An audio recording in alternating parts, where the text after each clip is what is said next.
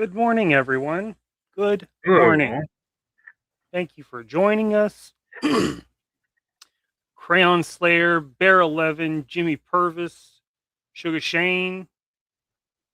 Oh, man. You guys. Moo's here this morning. Good morning, Moo. Dave. Good morning, Mom. Good morning, everyone. Thank you for joining us today. Good How are morning, you, all. Pop? I'm good today. Good. Good. I am good. I just told you before the show started, I'm gonna have to go no glasses today because my eyes are changing, and with my glasses on, I can't see 2 feet in front of me. Papa Coop's got struggles, people. Well, you should probably go to the eye doctor more than every 4 years. Well, I mean, there's probably an argument to be made there, sure. Yeah, absolutely. What do we have planned for the people today, Pop? Well, we've got a couple of things to talk about. I'm gonna present a little discussion and kind of a history lesson on a product that appears on my Facebook page, and I believe it's in several of your opening uh, musical numbers, your picture slideshows. It is. It is. I'm going to talk about the history of that. Just a preview here, and we'll talk about it in a little bit. But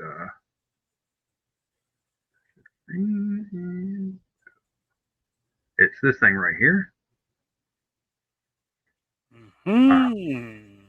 This is the canceled Cobra Interceptor that was supposed to be part of the 95, 96 line, designed by the always amazing Dave Kunitz.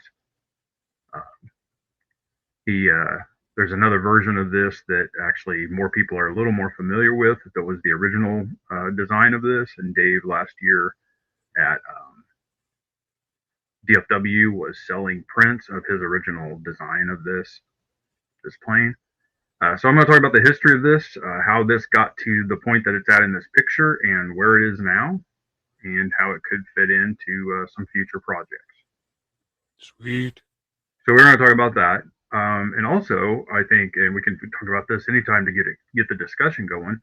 But when we first started this show, the idea was that we would do stuff, like talk about how the dynamic of being a father and son in this industry, and a lot of our and what's funny is now, over a year later, like both of us work in the industry, the real industry, not just the custom industry. So it means that a lot of the time, the stuff that we are working on, it's not always together. Sometimes it is, sometimes it's not, but we don't get to talk about those things. So I think it would be fun if we got back to kind of what we were doing in the beginning, and we have basically a custom dance off. Like we just take a project and each one of us take it and do our own thing with the same idea and the same concept. Um, I'd like to do that sooner than later because somebody, I forgot who said this like a few weeks ago, but they were like, "Hey, are we still going to do something with the Dusty body?" So what we're going to do is, I've got a bunch of parts that I've worked on projects that didn't get approved to be used. So I've got these 3D prints of these different pieces and parts, and I think it'd be cool if I'll just send you a bag of parts, or bring you a bag of parts, and I'll have basically the same bag of parts. We'll just go through it, and each one of us build a custom Recon Marine, Recon Space Marine, whatever you want to say, Dusty. And we'll just both do our own interpretation. I don't, whatever parts we won't know what parts we picked until the day we do the presentation. Sounds cool. That gives us, because it'll be a few days before I can get to you, so that gives us a few days to think about how we're going to paint Dusty, and we can each one start working on the body. You can go ahead and start painting the body and get it ready for the parts, and then you can decide what you're going to do with the parts. The idea, as with the other stuff we do, we don't want to modify the body. Everything we want to add is something we can add on to the Dusty body. You don't have to modify it. You'll want to paint it most likely, unless you're going to do a desert theme thing and just keep the same camo patterns, or a Tiger Force scheme or any of that. But the idea is you don't have to cut anything up on the figure. Everything's going to be adding to the figure. Maybe it's the sci-fi chest armor with some, one of the gauntlets we've made somewhere else, or a new gauntlet or something. Whatever's in the bag, pick it or don't pick it. Use pieces of it, whatever. We'll just make a couple of cool dusties. Not everything we do is going to be something we would do in a kit, but it'd just be a fun way for both of us. Actually, I was inspired by your sci-fi a few weeks ago that you did in the copper tones. Yeah, that was cool. And I was like, what if we just kind of just fresh, just kit bash, have a good time with the parts list that we have. Yeah. And then we're talking about maybe doing a poll with the people here. You guys watch the show. Most of you guys are here every week. I don't know if it's our amazing time slot or just how much fun you guys want to have on a Sunday morning to come to and watch us ramble. Well, watch me ramble and Mikey shake his head most of the time. But you guys, I'll kind of get your input here. The next project coming up would be to talk about one of two things. So it's going to be a two thing here. Either Mikey and I will pick a G.I. Joe team, like we want to be on the G.I. Joe team. What would our place be on that team, and kind of what would that operator look like? All right. What character would it be? It can't, for the sake of saying it has to fit into a team environment, it can't be a character that is well known for working solo. So you can't be the silent ninja. You can't, pilot doesn't do us any good because you can't operate as a team. So not just the G.I. Joe team, but as if you were a member of like the TV show The Unit or something like that, where you were just a part of this special forces or special operations team. What would you be? What would your specialty be? What would your gear be? That kind of thing. And the other thing is to present the what we personally would pick as our own loadout. If we were realistically, in a position to say, hey, I'm going to be an operator and this is what I'm going to be. It's slightly different in that isn't shaped by G.I. Joe. That would be just a discussion. And because Mikey and I, we like talking about guns and stuff like that. So it would be us like presenting like, hey, I would carry this weapon. Nobody makes it in 1/12 scale, but this is what I would present. This is what I would carry. This is what I would do. And just kind of a list of what our gear would be and kind of the, camo we would like and all that. They're very similar concepts and one may lead into the other, but I think we'll let you guys pick which one you think we should do first.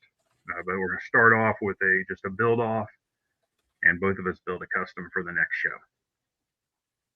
And so once Mikey gets that put together, we'll let you guys vote on it. It's kind of fun. It's just something fun to do. And Mikey's show is usually him just constantly painting for the whole show or doing top number lists, and this would just be something more fun, and it's something we can do together and bounce ideas off each other. And that's the whole point of me and Mikey doing a show. That's true. All right, so polls in the chat. Make ourselves a member of the Joe team or build our own operator. Yeah. And the build our own operator is good, would be more of a presentation of the gear and stuff we would wear. Make ourselves as a member of the G.I. Joe team would be, both of them would be followed up by a figure, but making ourselves a member of the G.I. Joe team would kind of be taking what's around, and I would, this kind of a helmet, and this is what I would be.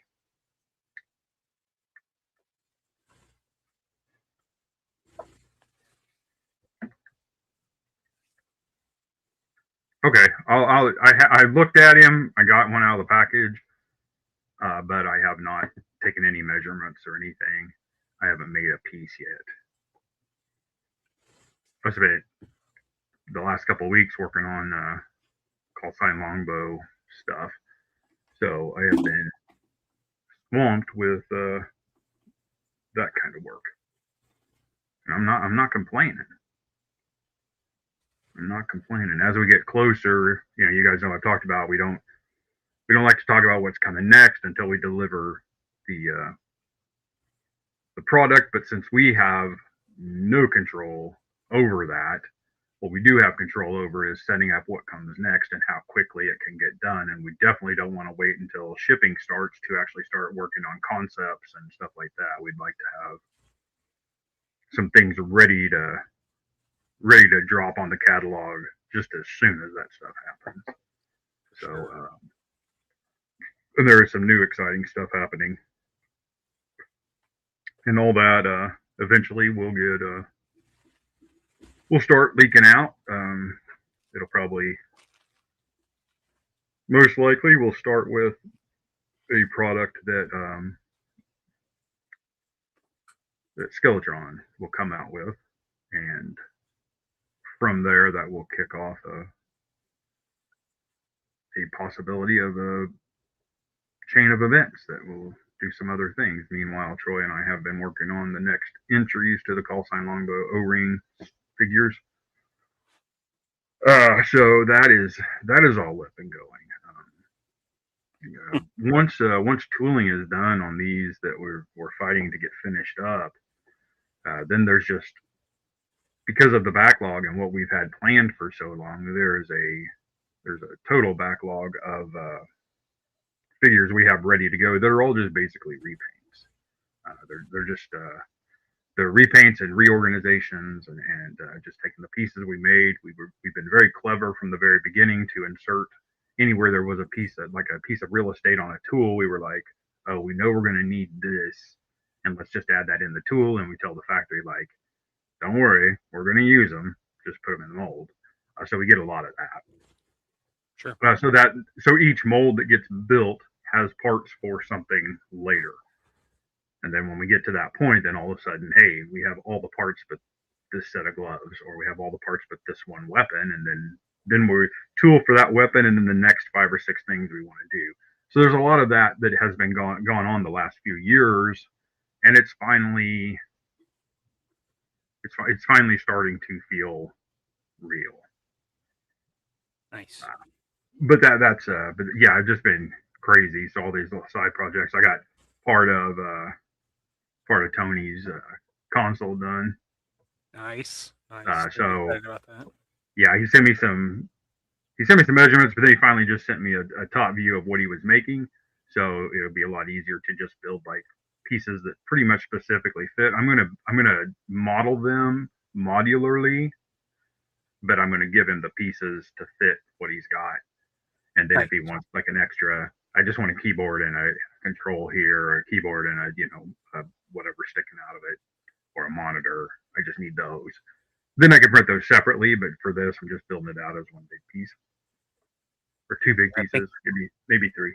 On Wednesday, I think he was saying he was hoping behind the monitors he'll have space to put like lights and stuff, so it looks like it's not not like illuminating like bright, but like so when he does captures, some motion captures and play motions and stuff. He's pretty excited about it. Yeah, we could do that. Definitely. I did this week made another, well, the last couple of weeks I made a couple of steps towards recreating your graphic novel bookshelf that I remember in my childhood. So I have the stack here of ones that I've found in my mind's eye, but I thought it'd be fun to kind of go through them. But so we got Amalgam, right? Oh yeah, that's fun. DC versus Marvel, remember that one, right? Scorpio Connection, not this version, but this book. Mm-hmm. Wolverine, of course. Not this one. There was the white one that you had. Yeah. Yep. This one, which would have been the correct one. This art and everything. That's nice. That one's a flashback. That's in much nicer condition than mine was. It is. Speaking of nicer condition, the one you have, Born Again. Oh my lord! I don't even think you could hold yours like this. You can hold bound it anymore. Yeah, you can hold it. You just have to hold it like pinch your fingers together really tight when you pick it up. That's the most haggard trade paperback I've ever seen. That was the I'd been kind of out of everything for a couple of years, and a guy I was working with said, have you, do you read comics? And I was like, I love comics, but I haven't gotten into them in a couple of years. And he asked me if I'd ever heard of that story, and like, no, I guess not. And so he brought me that copy, and Oh wow. and that got me totally back into it. Like, I was like, oh my god, he and I would go up to Clint's and look at stuff, and I was like a kid in a candy store because I was the very late '80s, early '90s, and there was so much that I'd missed out on, from Sure. like 1988, and just those 2 or 3 years, like holy shit, like all this stuff happened, and I can remember like going to the mall or something and seeing like Fall of the Mutants or something on the shelves, and picking them up like at a newsstand or whatever, but Yeah. like there were already like trade paperbacks of that. Right. Oh my god, like what? Yeah, so Tony, what's up, buddy? hey man. What's up, Dookie? Yeah. So Born Again, obviously. Um, Nick Fury versus Shield, Oh god, yeah. obviously. Right. I love that book so much. It's like sitting here right next to me. Like Of course it is. Of course it is. just the cover alone makes me happy. Hey, yeah. Grendel Batman. Kingdom Come.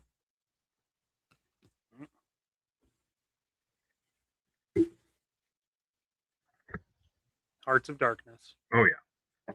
And wouldn't you say that Kingdom Come is where your love for Alex Ross started? 100%. 100%. That book. Just looking at that book for my stuff.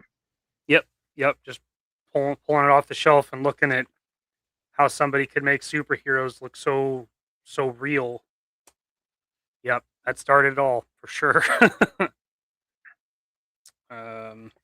Fear. Remember Oh, this one. that's a good one.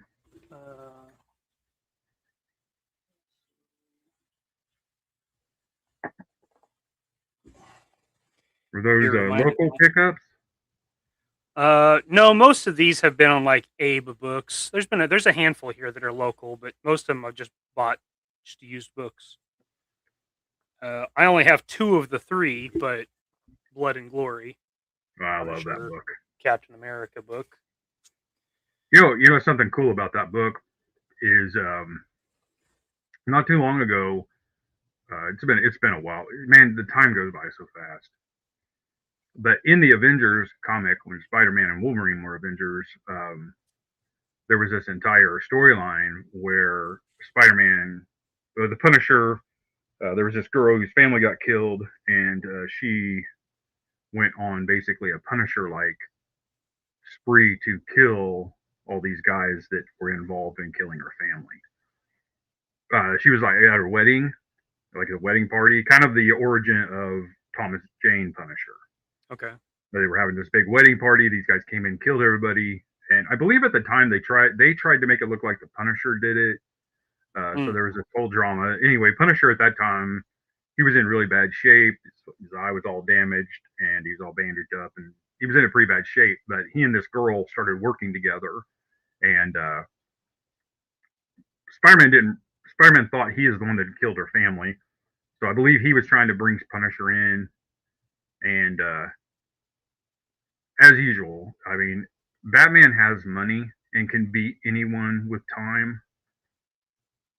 Punisher has these street smarts that have him figure out the same kind of shit Batman does, but Punisher has all these non-lethal ways of dealing with the superheroes in his head. So this was in the mainline book. Spider-Man goes to the Avengers and he tells the Avengers, like, we've got to stop the Punisher. And it's funny, Spider-Man's telling this story to him, like, hey, we got to stop him. And he doesn't have his glove on, right? Well, in the fight, when Punisher beat him up, he took his web slinger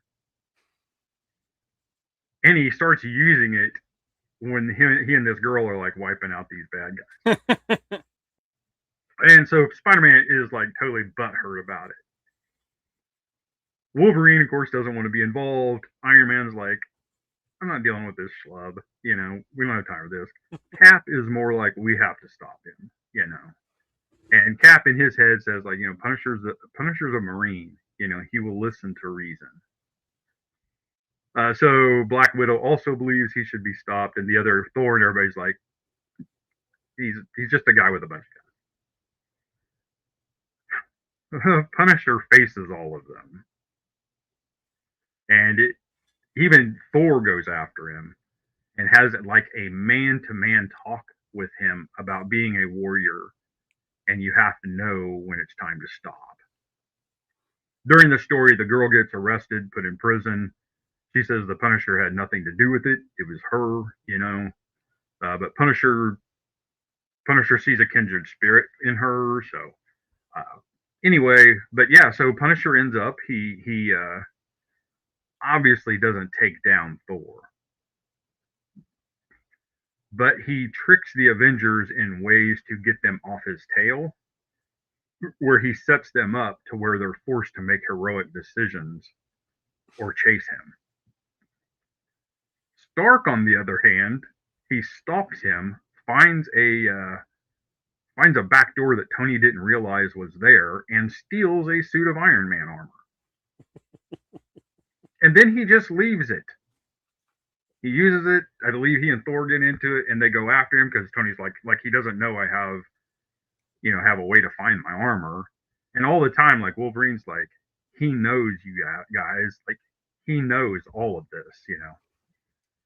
But several times Wolverine goes and warns him. He said they're probably going to be here in about 10 minutes, so you need to either give up or face that you're going to be taken down. And but eventually it all comes to a head. But each one of those guys, he finds a way to not get beat up and put in prison. He eventually does get captured and put in prison because Captain America gives him the speech about standing down, soldier. And in that issue, I remember reading it and thinking like, this is a callback to that story right there, where Punisher's respect for Cap. Like in the story, he will not fight Cap. He just puts his gun down. Like he will not fight Cap. He's just like, not you. And too much respect. So reading that story, I remember like thinking back to that book you just got, and I remember like thinking like, it's cool that a story like that, which I think that's a very powerful story, that one you got right there, where Cap and Punisher team up. Blood and Glory. Blood and Glory. Because it's a lot. It's a lot,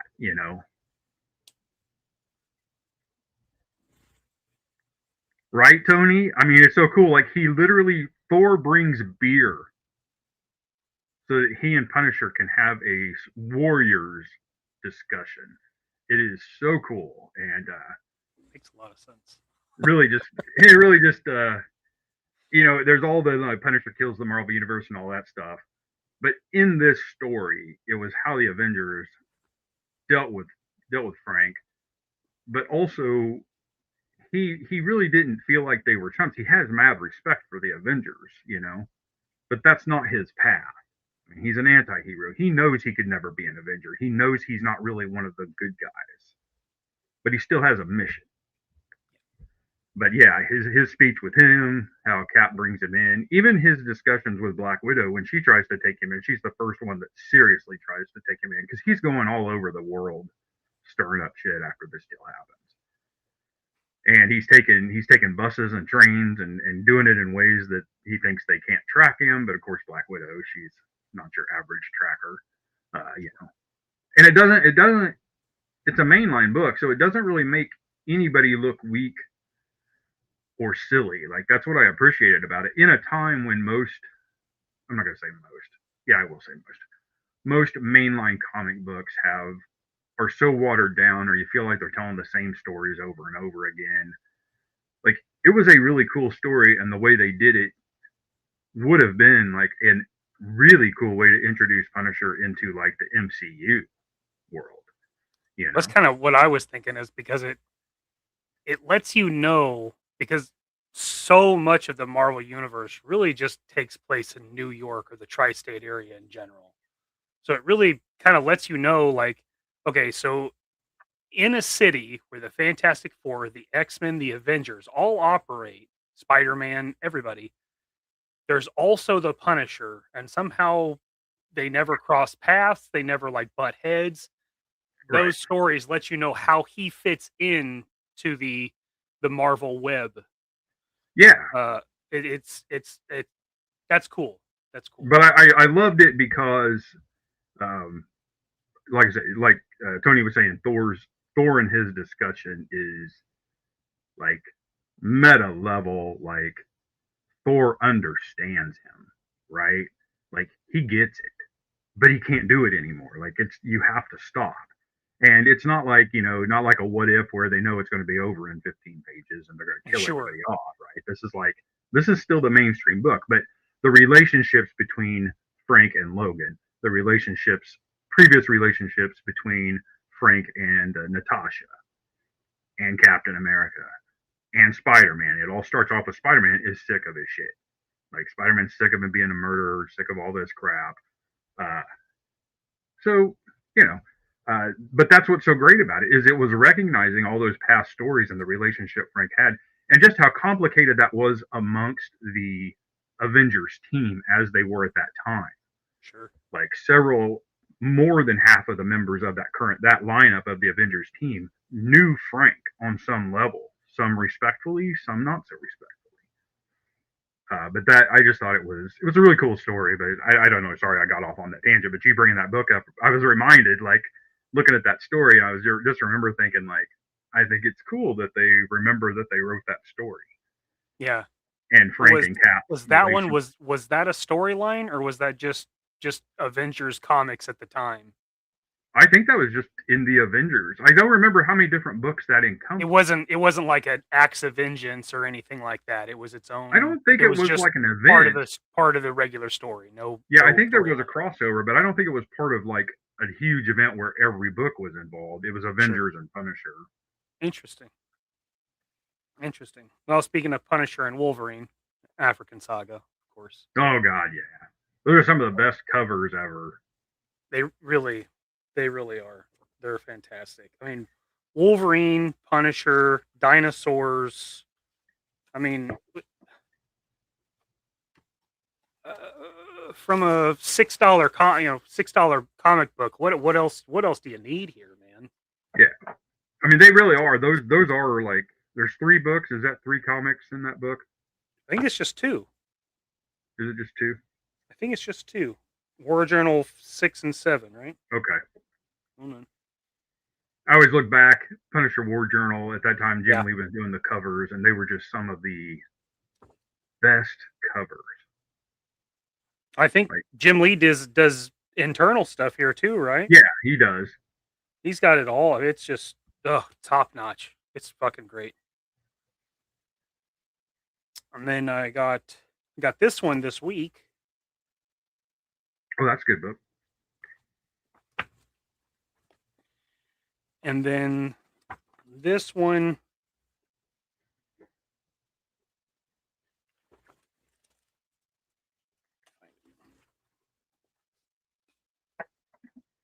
Mini Armors of Iron Man. Oh yeah, I like that book. And this one I spoke about this last week because that's the one that is just basically issues where he introduced new armor, right? New armor. Yep. Each time he introduced one of his new sets, it's that book in its entirety. Yep. This one I remember you actually reading me when I was a kid. Yeah. Specifically Stealth Suit. The Stealth Suit, yeah. Because this book is how I fell in love with the blue armor, the Stealth Suit. That is my all-time favorite Iron Man suit. I love Stealth Suit. I think it's. I love lots of suits, but when the Iron Man figures came out that had the vac formed metallized pieces. Yeah. That version of that suit is so gorgeous. He had the zip line in his backpack. Yeah. Yeah. That one was so good. He's black. He's like a dark black blue, but the armor, the polish on it was like a dark blue black, like metallic. Oh my god, it was a beautiful figure. It was freaking sick. Yeah. The articulation was shit, but he looked so. All those were pretty cool, but they did because he just had the base layer and then all the armor snapped onto him to make Centurion or whatever. Okay. Thanks, Tony. I couldn't remember if that was really in an Avengers book or if it was all in Warzone. Looks like we got to jump here because we got our Zolo zombies have shown up to visit. Yeah, they're in recovery mode. Pando, what's up, buddy?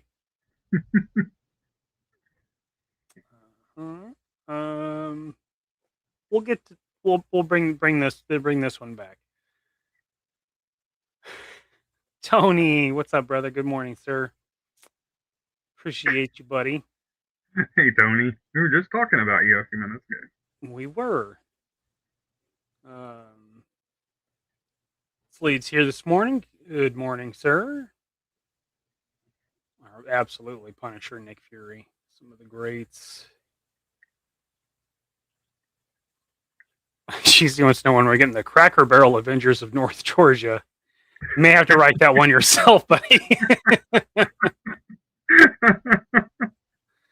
Absolutely. Let's see. What's a Zolo?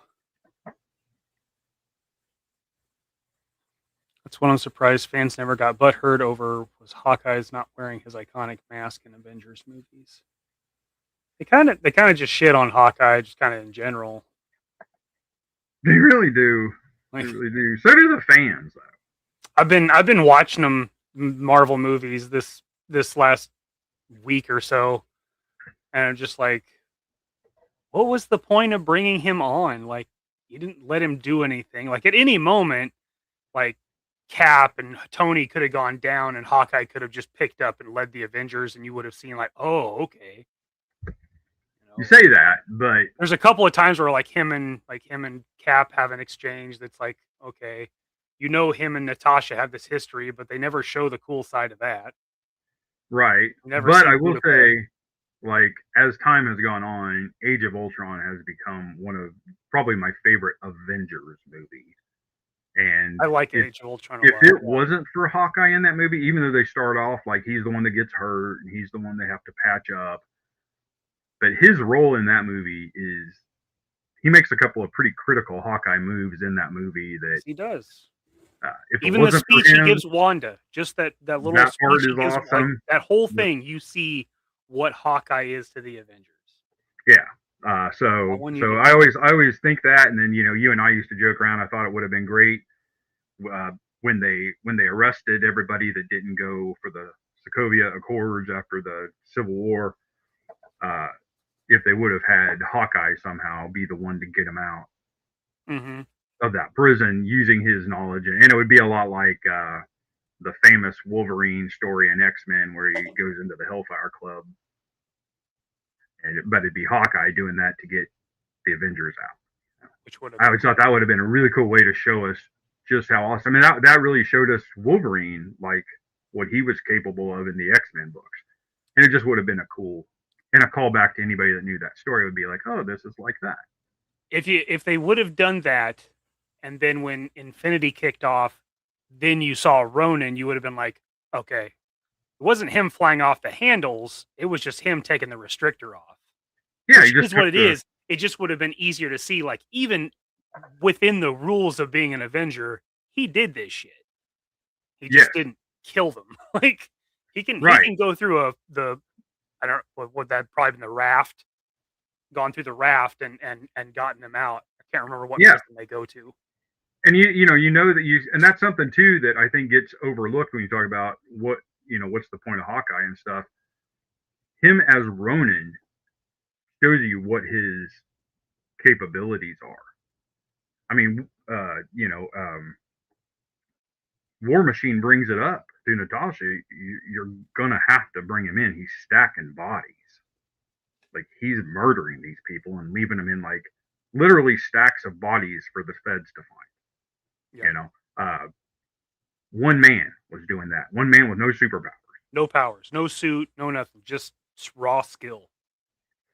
So you kind of think about that, and then his role when he has his moment, when he has the gauntlet, him escaping all those guys. There's not a lot of other heroes that they would literally sent shit tons of guys after him, and these weren't just like thugs in tracksuits. These were alien warriors, and he gets through them, and so I really felt like, and people, like I say, people do call him the least important Avenger and stuff, but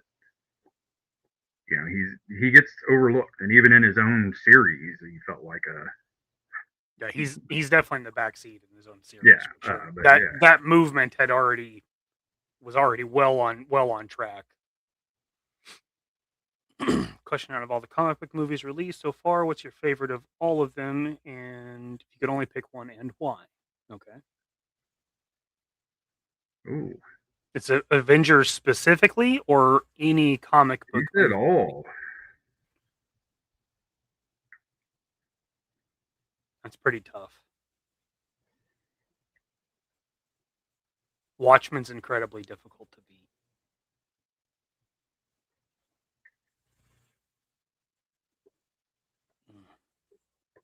I mean, I love Winter Soldier, but dude, Watchmen's damn near perfect. Director's cut, at least. Director's cut. Damn near. I don't know. I don't need the pirate side story. It's cool, and I like it, but and if you really listen to the story, you do see that story is also playing out in real life. You know, becoming the monster that you were trying to not be, right? Yeah. In that story. So, man, it's hard for me because I love Watchmen, but like I said, the more I watch Age of Ultron, I was kind of underwhelmed at the theater with it because I didn't think it was as big as I was expecting. Agreed. But when you see its place, when you look at Age of Ultron in the entire storyline, the Russo brothers set up basically how the whole story was going to end through the visions. You know, we saw what was coming for everybody, and it sounds like maybe one of those visions may be what kicks off this doomsday thing. Could be. Yeah, Uh, could be. the truth that Ultron drops are, as an Avengers fan, you're like, hey, dude, don't fucking insult my guys. But then with some reflection, you know, you talked about Hawkeye's speech, right? That kicked off Wanda's journey to becoming, and remember, she became that out of anger and hurt, right? Which And makes she sense. was, and when the Sokovia Accords drop in Civil War, she's not on the Sokovia side. She's not on the side of the Accords. No. And so you really get her kickoff and can understand more why the things that the I think absolutely apprehensible things that she does in her TV series, Yeah. you understand where that came from. I don't condone it at all. What she did, I don't even see how you can call her a hero after what she did during that series. And it's just like, hey, you're a strong, independent woman. Good job doing what you wanted. Yeah, you literally mind controlled an entire town and held them prisoner for months in their own minds. Like you made them do things they did not want to do. Right. Yeah. But None of it was consensual. right, That's pretty but I have to agree that Watchmen is probably my favorite. It's just so good. The story's fantastic. The way it's shot, like when they're in the prison and the doorway, the way it swings, like it's like they captured the way the panel felt. Like it feels like you are impressive. watching a comic book. Yeah, it's very good. So that is, and there's a little, just enough humor in it. The casting's top notch. I mean, it's really. I don't know. It's probably, I agree. It's probably my favorite. I probably watch, if I talk about movies, superhero movies that I watch over and over. I will, if I'm flipping through and accidentally catch Watchmen, even if it's not the director's cut, I will just put it on. If I'm not sure what to watch and I see it, I'll watch that. I probably have like 12 movies that when I see that they're on, I watch them. Oh, sure. Usually it's Watchmen, if it's not the other guys or something else. Then, like there's like 12 of them that I'll just put on and let them play just because I like the background noise. My brain likes to have something going on in the background so that my creative stuff can focus on the computer. Yep. But yeah, no, I'm going to say Watchmen is my favorite. Yeah, like I said, I've been watching the Marvel movies lately, and like yesterday I watched several, but I watched Civil War yesterday. And like the whole time I'm just thinking, like, so they've got these Accords, and I just remember how big of a dick what Iron Man was to Shield about getting his armor because it was his armor and nobody else should have it, you know. And then he's the one coming up here. It's like, well, Tony, you and Banner should be the ones held accountable for Sokovia because you created the Armor Around the World program. You created Ultron. But that I think though, in defense of Tony, and I don't like to take his side on very many things because I think his character is pretty. And even in Age of Ultron, you see that like, no, he's the boss. I just pay for everything and make everybody look cool. Right. You know, but I think that he realizes that something has to be in control because he realizes he got out of control. But he's the one that got out of control. Right. Cap didn't get out of control. No. That's what I'm saying. Like, yeah, somebody should be in control of you, but yeah, you are actually using a weapon. You have this suit. Cap is Cap.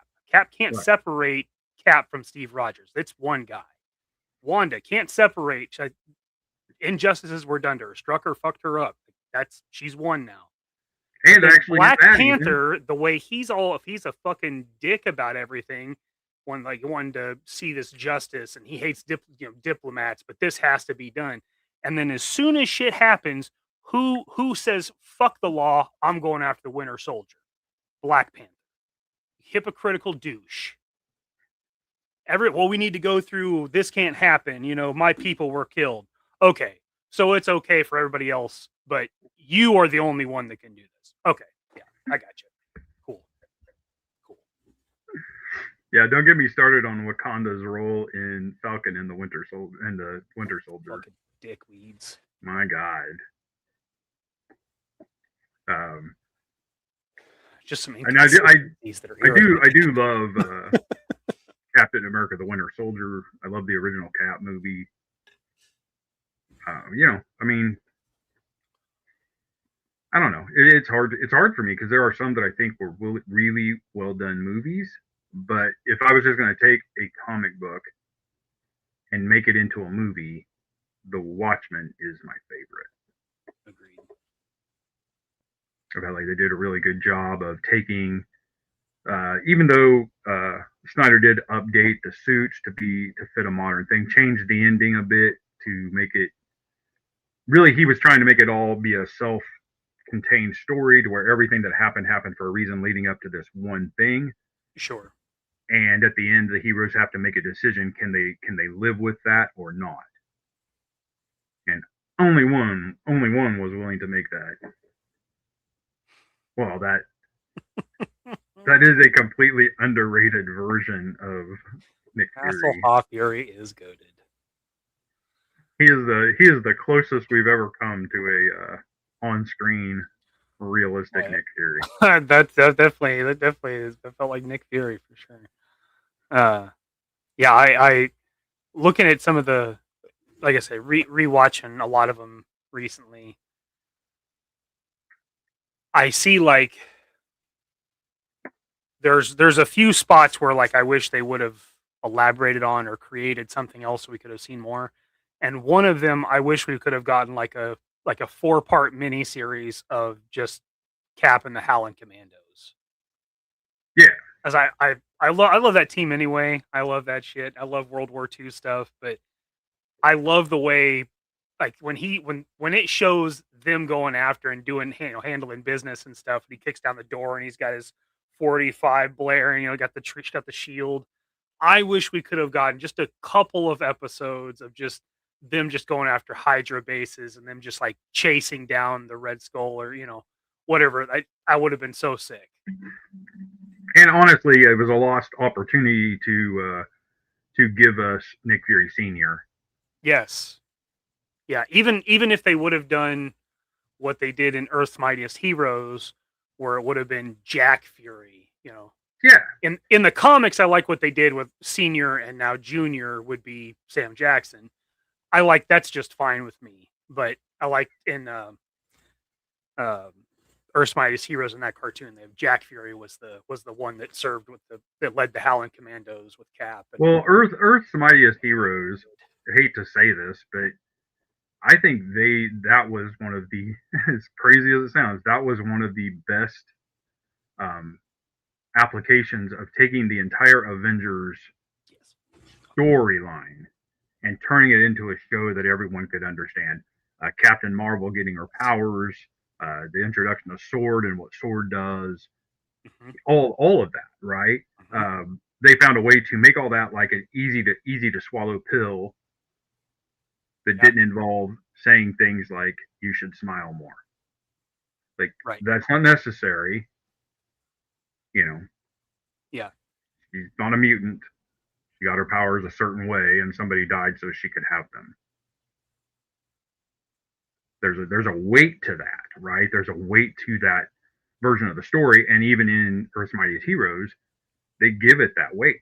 Morning, Frank. Yeah. Yeah, it's good. And I mean, it's only 2 seasons of that show.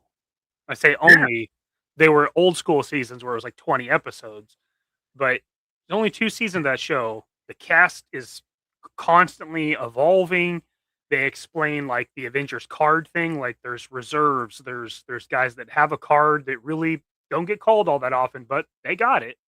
You know, and you see that when I think it's when Galactus is coming in the last season, and or is it when Kang comes after him again? It's Kang, because Kang gets all the main ones.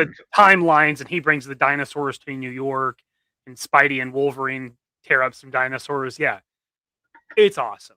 I love like Hank Pym, like when he decides that after Ultron he should not be a superhero anymore, and then he hires Heroes for Hire. He hires Luke and Danny to go find whoever stole his shit, and it Scott.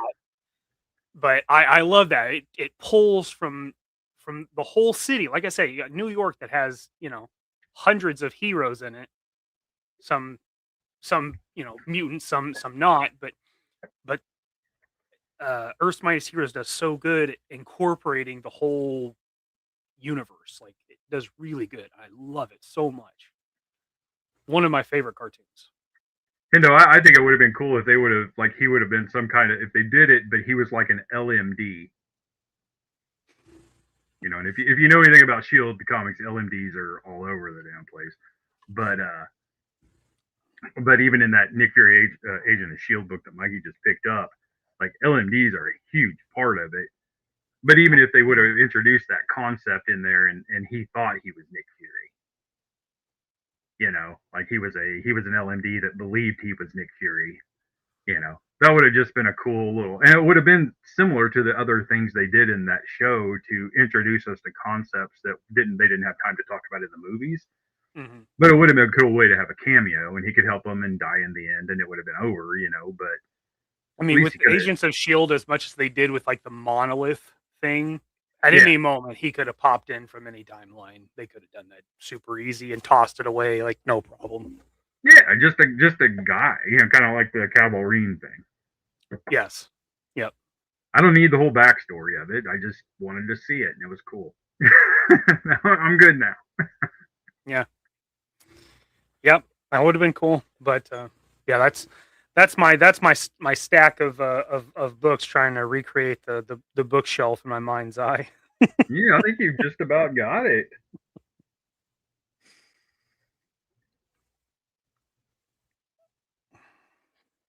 Because sometimes I'll just spend a little time just scrolling through, you know, Abe books and just like, oh man, there's that one. I forgot about that one, you know, and put it in my cart, and you know, I'll save it for later. And then sometimes just like, all right, let's buy some comic books. I hear you. Yeah, I got a few more Mars patrols on that I watch on eBay just in case I ever have a couple of bucks to throw there. Sure. Grab 4 or 5 more, and eventually I'll have the whole run. It's in good shape. It's not a long run, you know. It doesn't take that long. It's not long, but it's there's a couple of issues that are kind of hard to find in any decent condition whatsoever. I don't doubt that. I'm guessing they probably were like a short run, that month that they just ran a short run of them or something. I don't know, but that's just how it is with comics, right? I still got to sell those ones I talked about last time. I got those over here. I need to throw them up somewhere and get them sold. But yeah, so anyway, there's favorite comic book movie. You bet. Even if you don't watch animated stuff, that Earth's Mightiest Heroes is a fun little thing to watch. It's one of those that I would say is worth watching just to see how someone else envisioned taking all of those storylines and putting them into just a couple of seasons of story. It's good. Yep.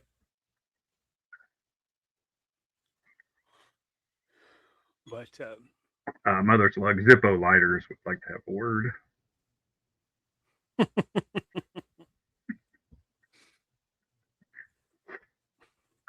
Yeah. So, all right. Talk about your interceptor. Yeah. Okay. So at the beginning of the show, I said I was going to talk about a 3D model that is shown on Mikey's I think both of Mikey's slideshows. I think you have a picture of it. Probably. It is. I'm going to show it again here. I shouldn't have taken it off. Oops. Cancel that. I just clicked the wrong thing when I want to do this. There.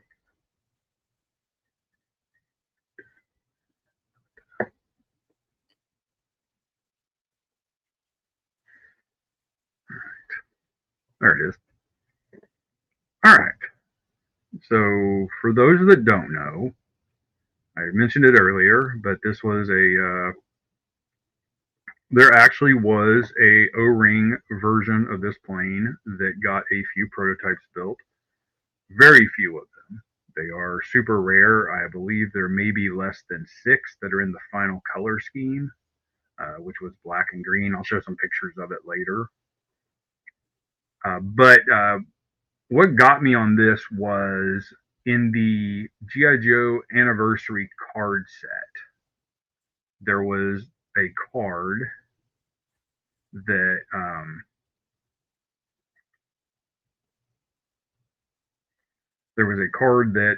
in that set that showed this toy, and it is a model. There it is. This is a really grainy picture from the internet. I have the card, but so this Dave Kunitz, like I said earlier, the designer of the Stellar Stiletto and several other awesome G.I. Joe toys. This was a model, I believe this is the one he scratch built, maybe. I can't remember if this is his or not, or if this was done by the shop. I think this was his original one.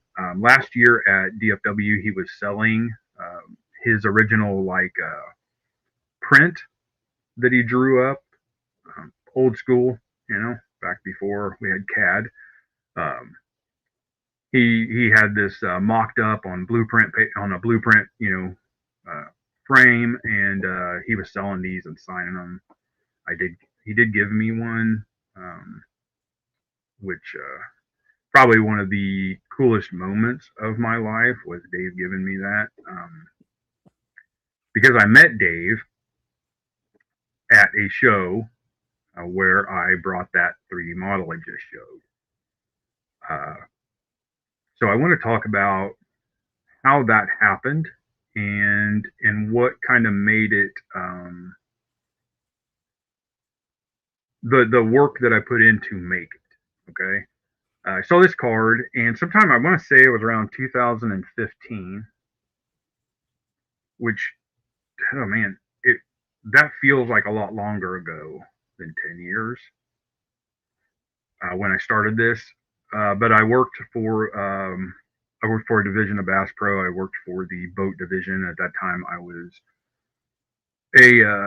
a project manager, but we were using a program called CATIA by Dassault, and Dassault is a French company, and it is probably one of the most powerful CAD CAM engine softwares in the industry. Bass Pro decided to purchase it because of its ability to do complex surface shapes like a boat hull. People don't think much about a boat being very difficult, but the bottom of a boat and how it runs across the water there is a lot of there's a lot of magic in that, in angles and deflection angles, because you're not just dealing with aerodynamics of the front of the hull, but how it translates into hydrodynamics, where it hits the water, how it comes out of the water, how fast it comes out of the water, how high it rises. All of those things are all determined by different parts of the hull. Okay, uh, and it is very difficult because the hull starts off at a V like this and then flattens out at the bottom, right? But there's also other things going on in that. That's not just a simple, it also curves back around at the front, right? And there just wasn't Pro E at the time, which was huge, major software with some incredible capabilities, couldn't even do a boat hull. It could do an airplane, but how that front comes to a point with all the surfaces, all four surfaces. You have the two surfaces going like this and the two sides coming together. Pro E just could not do it. We went to a huge demonstration that Pro E was putting on in Kansas City. Me and a couple of the other CAD guys and one of the designers went, and we broke their software. Like, we met after the presentation, and we literally caused a fatal error in the software, and it shut the system down. They had to reboot it. Like, that's how complex just our model that we had kind of cobbled together and put in. We had it CAD, we had it all drawn in CAD. We had all that. We had it in sections, and we just quickly drew it. The guy that was there from Pro, he's like, "Oh, I can draw this." Drew it, and trying to calculate how the surface would come together just wouldn't happen. And they couldn't find a way to get the surfaces to go together right at the front, which was crazy to us. But having slung Bondo so many years in my life, like, for me, that was normal. We just you just Bondo sand until you got it to come to a point, and then you rounded it off and hoped for the best. So Katia comes around. We decided I go to a class we had. It was an introduction to Katia, and by the end of that 3-day class, I was drawing complex airplane fuselages and stuff like that. The boss walks over and he says, "Oh, you've used Katia before?" And I said, "No, I just started yesterday when everybody else did." So I was, for a while, I was on like a team that was there to help Dassault push the limits of what surfacing could do in it. So point is, I was totally into Katia and doing anything in it. And so I had this idea, like, I think it'd be fun, because we had just gotten a 3D printer. We were starting a design studio in-house in Missouri. And I was like, I think it'd be fun to do this. So I was spending like every piece of free time that I had to build this model. But to get there, here's what we had. We had, let's see, there were 3, I think, here. Let me pull them up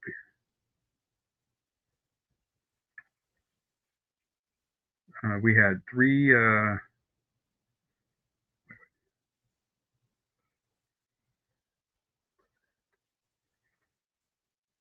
Let's do the image file again.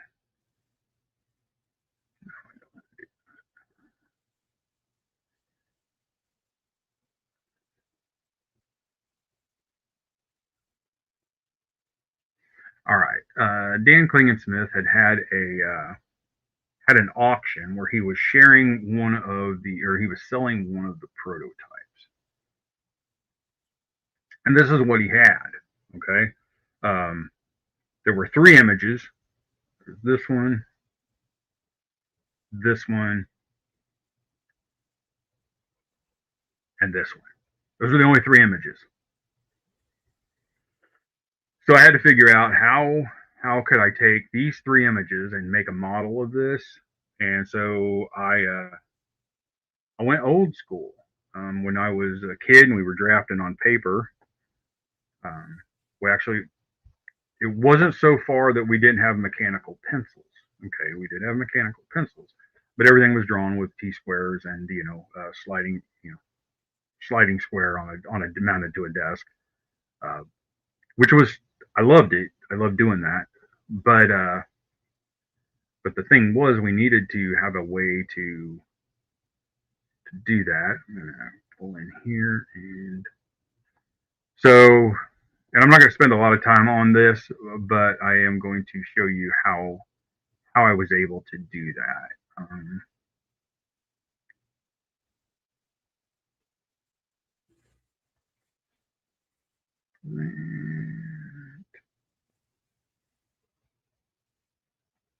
And I'm going to show you in CorelDRAW. Uh, CorelDRAW is not the greatest thing in the world to use, but it does show here. So what you do is you find the vanishing points of the image, which is difficult with a camera. All right, because cameras distort a little bit. There's always a little distortion. Mikey and I have drawn cars this way. There are things that you have to leave to be desired, and the best way to do it is you find 3 points of reference on an image, and you find the vanishing points of those 3 things. And what happens is anywhere that you have something that crosses or that hits a point on the model, you will transfer that straight up or straight across to make a side view or a top view. It is incredibly labor intensive. So this is the other view. I was trying to figure out which would be the best. So I ended up using one for the top view and one for the side view, and then adjusted the views to get pretty close. The cockpit, I did the same way. I turned this to at least get a pretty close approximation of where center line was on it. But my biggest problem was that I was able to pull them in. I always do things in Blender before I bring it into the surfacing program, because you'll spend a lot of time making curves that you'll never use. But and if you see how much work it takes in a CAD program to draw a surface, you would understand. But in Blender, I can just throw up some lines, tilt some planes, and get these basic shapes. All right, but this is what the result was. You see, this is a super simple, very washed out, vague shape. Up here in the corner, you can see the result. I couldn't finish the depth of this because I didn't know how big this was going to be until I put all those lines together and came up with a side view, right? So once I had the side view, then I was able to calculate the shape of where the instrument panel would be, the instrument panels, and the 2 seats. And that's how it started. Start from that, now I have the model, now I can start tweaking it, building surfaces. In CAD, I cheat a lot with surfaces.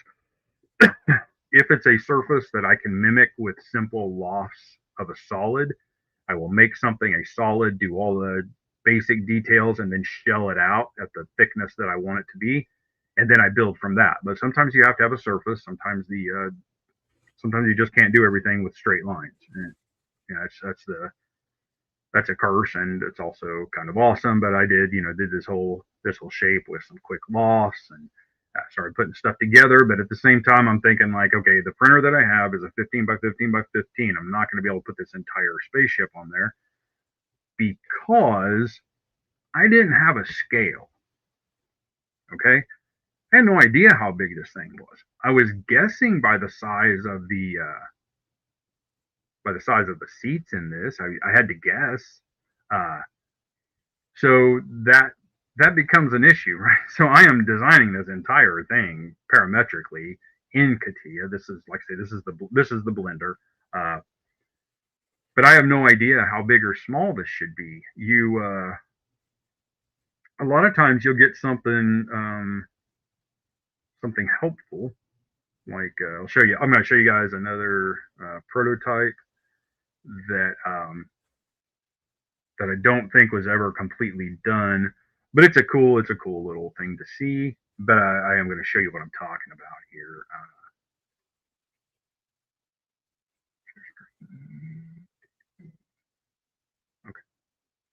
Okay. All right. Now this, I don't know if this ever made it into indie production. But you see what's nice about this is here is a 3 3/4 figure right here next to it. So I know exactly how big that thing's going to be. But I went on. I was able to make it the cockpit fit. The figures fit in it. It looked really good. It was pretty cool. And then I take it. We jumped in the car and went to Joe Fest in Chattanooga. So I built this thing up. I am going to show you the. I think you deserve to see the dessert here after showing you the main course. Reconnect to Onshape. So CATIA is long gone for me. That is it costs a good license with the surfacing and STL conversion for 3D printing. That costs around $15,000 a year for an individual license. I can't do that. So I discovered Onshape. The thing I don't like about Onshape, I've talked about it in the past. Thing I do not like is that it's all cloud based. So if anything happens, I cannot get to my stuff, and I really hate that. But so here's the model. Onshape will let me pull in the model from CATIA. Now, also one thing you'll notice here is I only had these kind of views, right? I did not have the bottom. So I made the bottom very simple. It has these little flip out landing gears that are in this main piece, and they're very sturdy. They hold it really well, but that's not what the bottom of this thing looked like at all. But I had no idea. But this is what it was. Here is a picture for production to show how everything would be molded. And you see it would have the clear glass. These would be clear. These would be clear. These would be clear. Eventually, I did one of my a friend of mine that is with G.I. Joe Declassified. After things happened that I'll tell you about, he and I became pretty good friends, and so he sent some pictures of one of his models that was an actual ready for production color sample, which this thing would have been black with yellow or gold missiles, and then these clear green pieces. One thing that's missing here, but there's a spot for it, is this thing had a missile launcher, very similar to the one on the the last headquarters, G.I. Joe headquarters they made. Yeah, it does have a handle in the back shockwave. And I designed it in a way that it was completely, I think I have a picture. That's how I carried it around, was by the handle. Like I just reach my hand back there and carry it around. But so I just wanted to show you guys, this was the fruits of my labor. And then there is a document that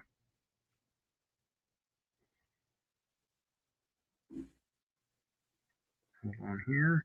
So I put together a document because I was going to see what it would cost to get it made.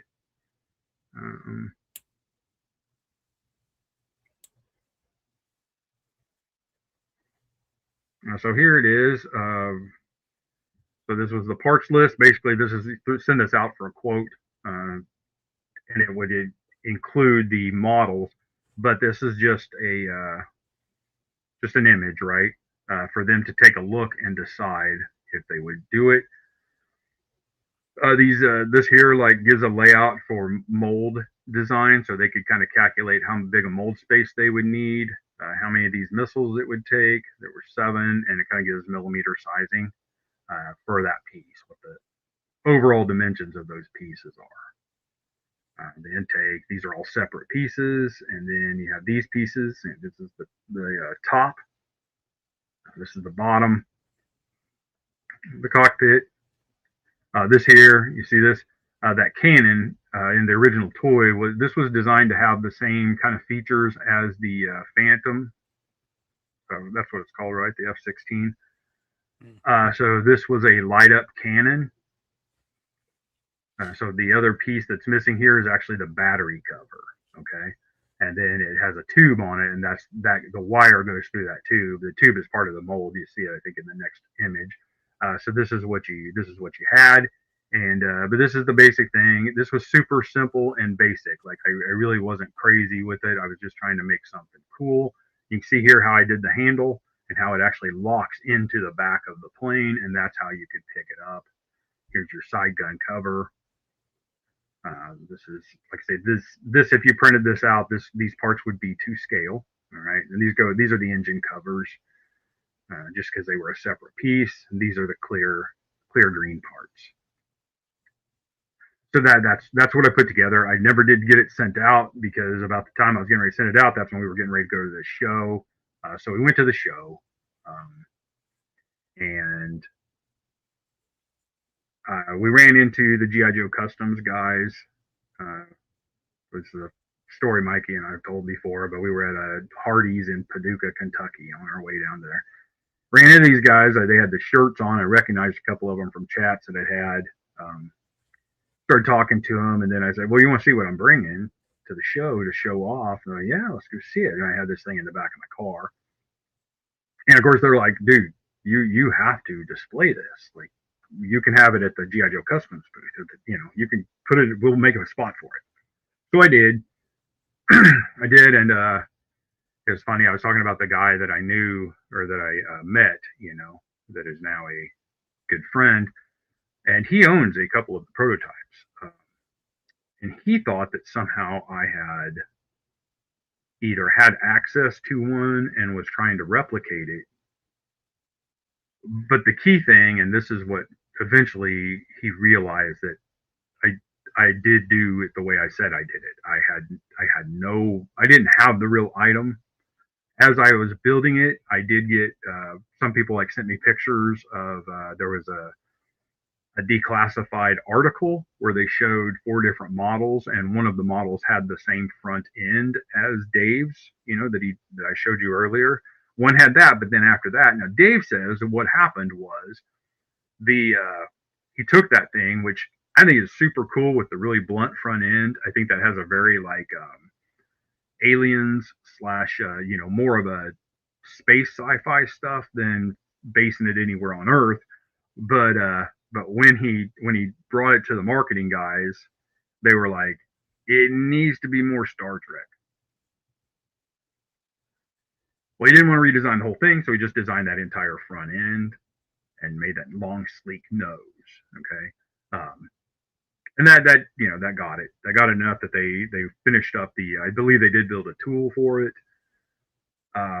So Dave was also at this show, and I'm in line to get his signature, and I meet him and I talk to him, show him what I'm working on, and he said, okay, I'll go check it out.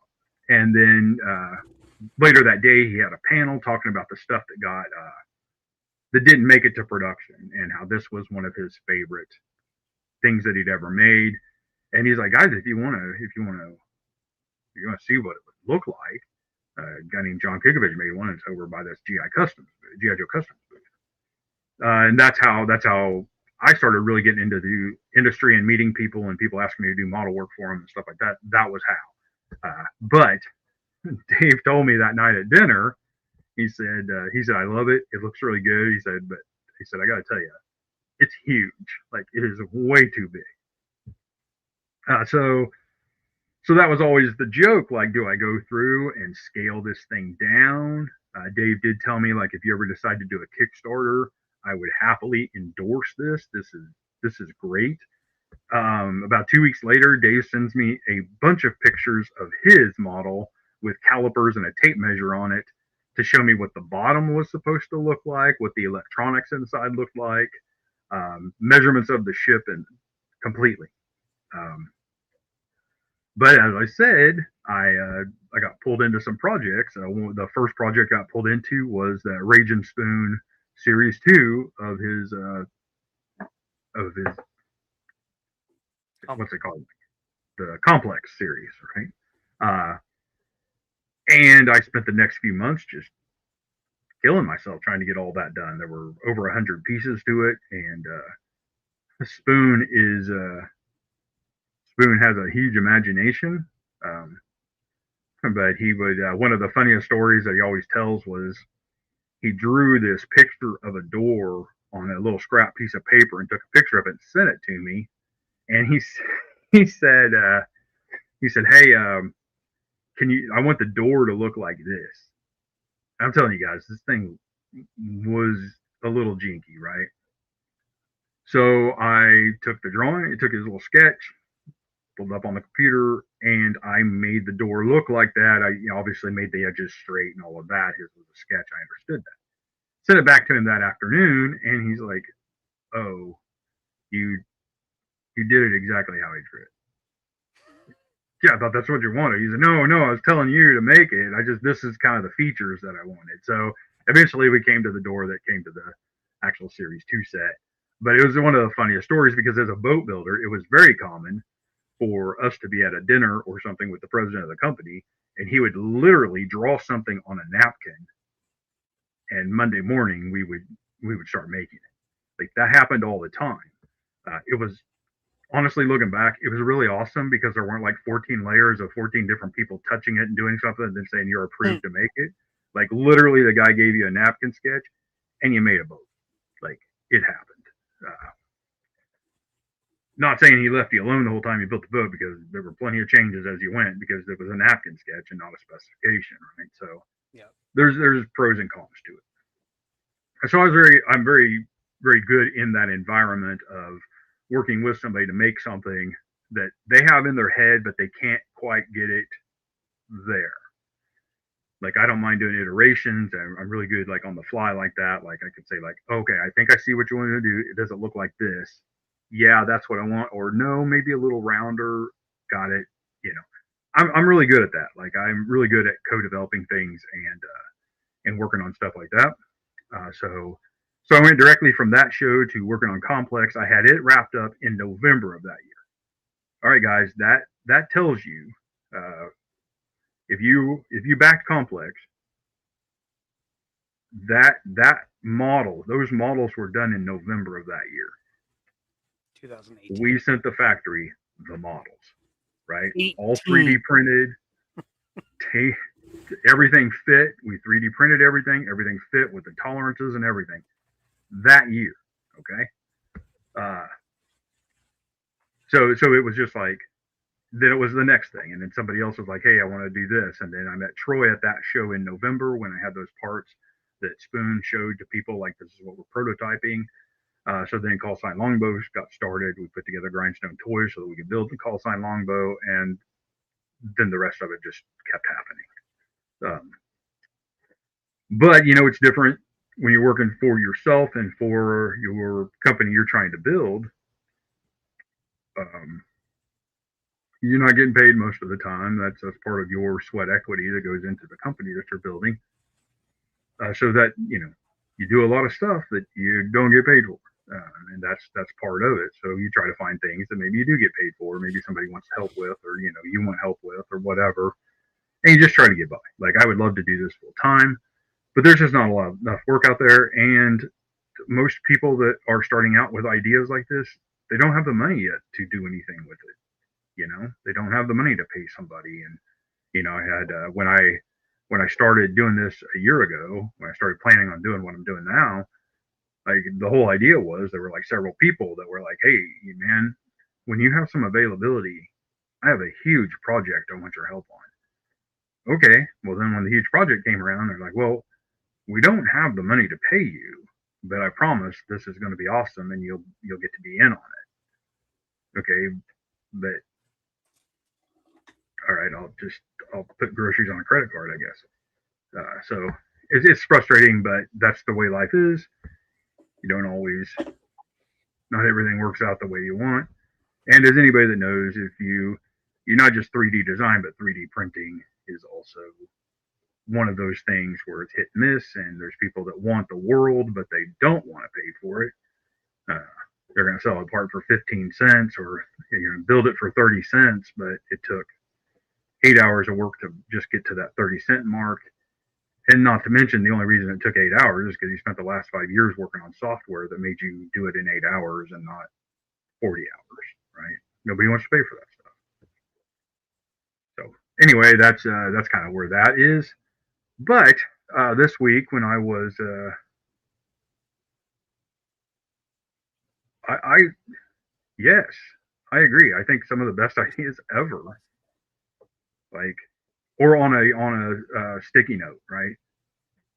Like I imagine, like Einstein's desk was just littered with torn pieces of paper where he had just written something and stuck it there. He didn't know where to put it. Oh, well, there I am. There it is, standing in line to meet the guys. There was 2 of me, and that's right after I'd eaten the other one, the weaker one. There's multiple journeys that we're seeing in these pictures, guys. His dad's physical journey and his mental and skill journey. Now in this line, yeah, it was Kirk, Larry Hama, and Dave. It's Dave's first introduction to Pops. And now you've sponsored him to come to other shows, so that's quite a journey there. Oh man, I know, dude. I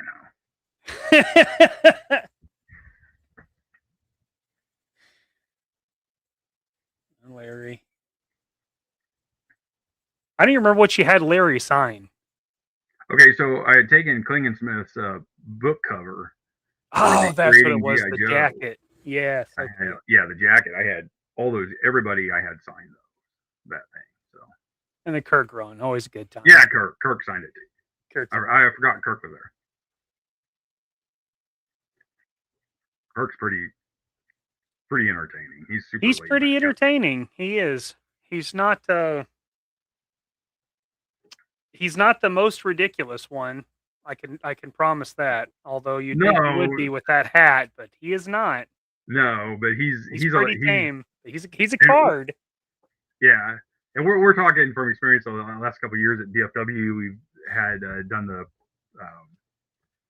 where we built a model with them. The first year was awesome, and so you're hanging out with these guys, and Frank takes over the show because he's a teacher and he teaches this model building stuff and fast rapid prototyping. So Frank already in his mind, he knows how to talk to a group of people. So he like slips into professor mode. Sometimes there's a slideshow and he goes through and explains everything.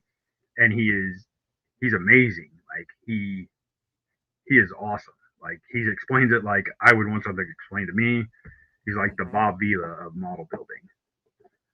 And almost same accent.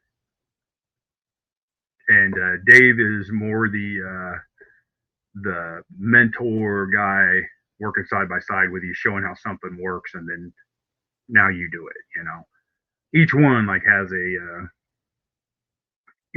like a thing about them that made them such an effective team back in the 80s, and you can still see today like how that for them it's like I think that one that we went to it wasn't really lightning in a bottle, but I think it was one of the first times all those guys had worked together in years. When they were doing the year that we did the first the project. Oh, the workshop. That was the first time that any of it was like not just talking about something, but back in the process of making it. Yeah, like all of them together working on something and explaining how the styrene, you cut the styrene, all the tricks and all the stuff they did. Now they might have all just been high on MEK. That is true. That is true. It might have just been a little inebriated. But the juices were flowing. That was cool to see. Yeah, Shockwave, when you sometimes you get a certain size and you convince yourself that if you just wear real baggy clothes, no one will notice. It's actually it's worse. It is worse. Largo's in the house. So Jim. But anyway, Dave. So Dave and I get to chat a lot more than I ever thought, So I'm working on the stiletto. Right after the show where I talked about that, I messaged him and we had a conversation about it. And I'm really hoping he does one of those design drawings this year of the stiletto, like he did for the Interceptor. Oh man, that would be sick. That would be sick. Um, so, all right. The reason that this came up is so I have this model. I can't really show it because on another show I was showing it and I dropped the front end of it dropped off because I didn't have it the screws in place. The front end of it dropped off, hit the floor, and it busted into pieces. And this resin is from 10 years ago. At the time, it was state of the art, ABS like. ABS like means it looks like ABS, but it's super brittle and it'll snap no matter what you do, right? Um, so the piece that broke, like I was just going to put it together yesterday for the show and be like, this is what it looks like. But the curvature of that front, it had warped out and I could not get it all to fit together. And as I was moving it, another piece of it snapped off because it's gotten so brittle over time. So that's done. And if you ask me like why didn't you prime it, these parts were primed inside and out. Like I knew there was going to be UV issues, so it's not just UV issues. There's a lot of other things. That resin, like we are right now at the point where we have true ABS like resin, where when it cures out, it is very similar to ABS. It still doesn't have the flex ABS has, and it still is brittle because that is a very difficult thing to do. I see some people are using a little bit of flex resin in their ABS like and getting pretty decent prints. I'll probably try that at some point, but right now, most things don't need it. Most things that I make don't need it. I'm getting ready to make a cup holder for my car. It'll be fine with ABS like. It'll have weight support on all sides, and I'm not going to worry about it breaking. If it does, I'll print another. So anyway, so I was working on the stiletto and the cockpit of it. I showed you guys that a couple of weeks ago. Where that's at. I've done a little bit of work since then, but it wasn't enough to show because I got sidetracked with this. All right, so I do have this piece. This is the you see, this is the where the cockpit goes, right? All right, here's the cockpit as it sets in. There it goes. All right, so this is the cockpit, right? Now this model, this is how I made it. All right, this is how I made it. I'm going to show you something kind of exciting.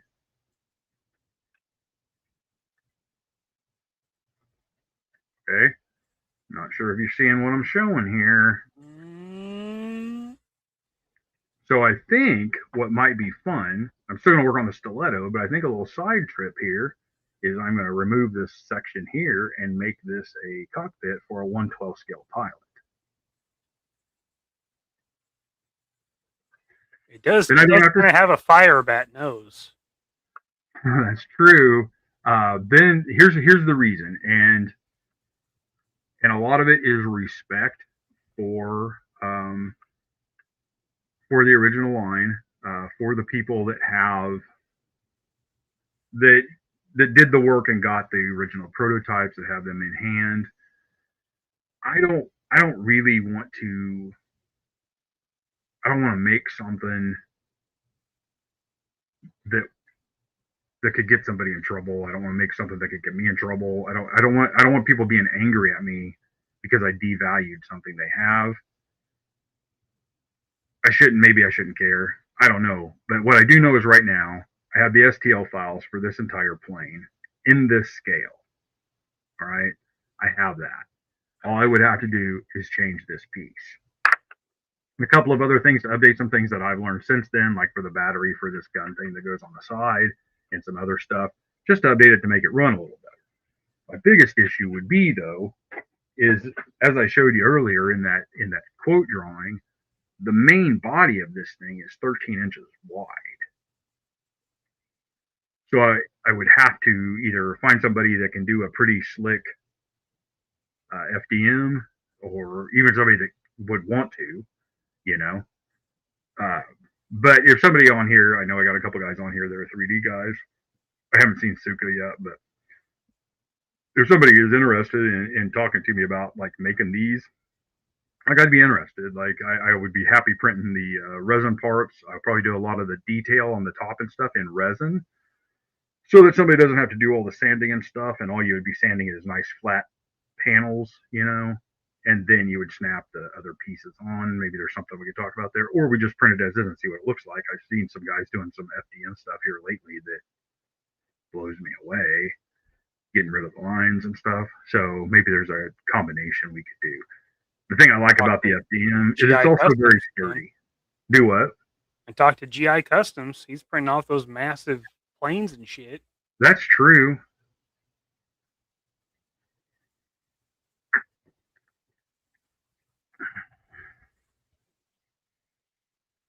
Possibly, yeah. Yeah, I wouldn't mind doing that if I had some interest. And I think the way to get interest would be to just take a few of these to a show and sell them as a 112 custom. And if somebody sees that, like I say, it's way bigger than the original. Like really about 50% bigger, which I think is why it seems to work so well with a 112 scale pilot. It does lend itself very nicely to 1/6. And like I said, I had no idea when I modeled it. I was just going, honestly, trying to go by the width of the seat to decide how big the plane should be. Which is why, like when I was talking about doing the vanishing points and all that, and come up with the side views, there were so many different aspects to it, right? Like I couldn't decide the side until I figured out how deep the seats were, and I couldn't find how deep they would need to be without knowing how wide they were. Like it was just like chicken before the egg. Like every time I turned around, like, but that happens. That happens so many times when you're designing something in 3D. So it's always nice. Like, yeah, you can have a blueprint of it, but man, if you have a model of it there, or a small model to look at and kind of get how the curves come together, even drawing weapons, like there's weapons that just look like they're a flat stamped piece of metal, you know, and that's what everybody says. They're like, oh, it's just a Mac 10 aside. But there's so many other weapons that just look like simple shapes, but they're not. Like, you know, they have curves and bends to the receiver section and all that you got to figure out, or it doesn't look right. It never really looks okay. It looks like something's not right about this gun. So if you're trying to make something that somebody's already seen and knows what it looks like, that's very critical to it, is how the surfaces come together and where the shadow hits and all that, because your eye sees that, right? So I think we talked about that before, like the perception, your brain's perception of something. Yeah.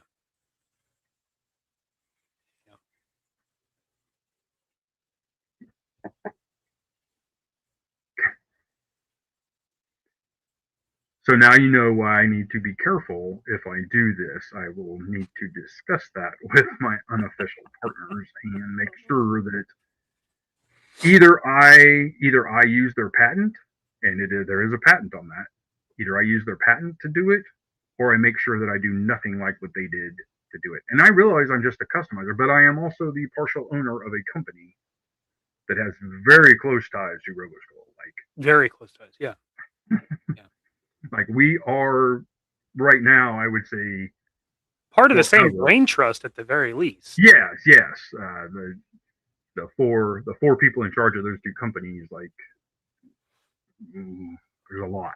So yeah, Shockwave, they do, and that's why I think it would be cool to do. But I would run it by Ben first and make sure that he doesn't have a problem with that.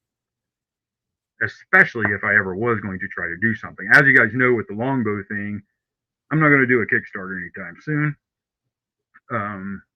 until that delivers, because my name is on that and it has not delivered due to issues out of the creator's control.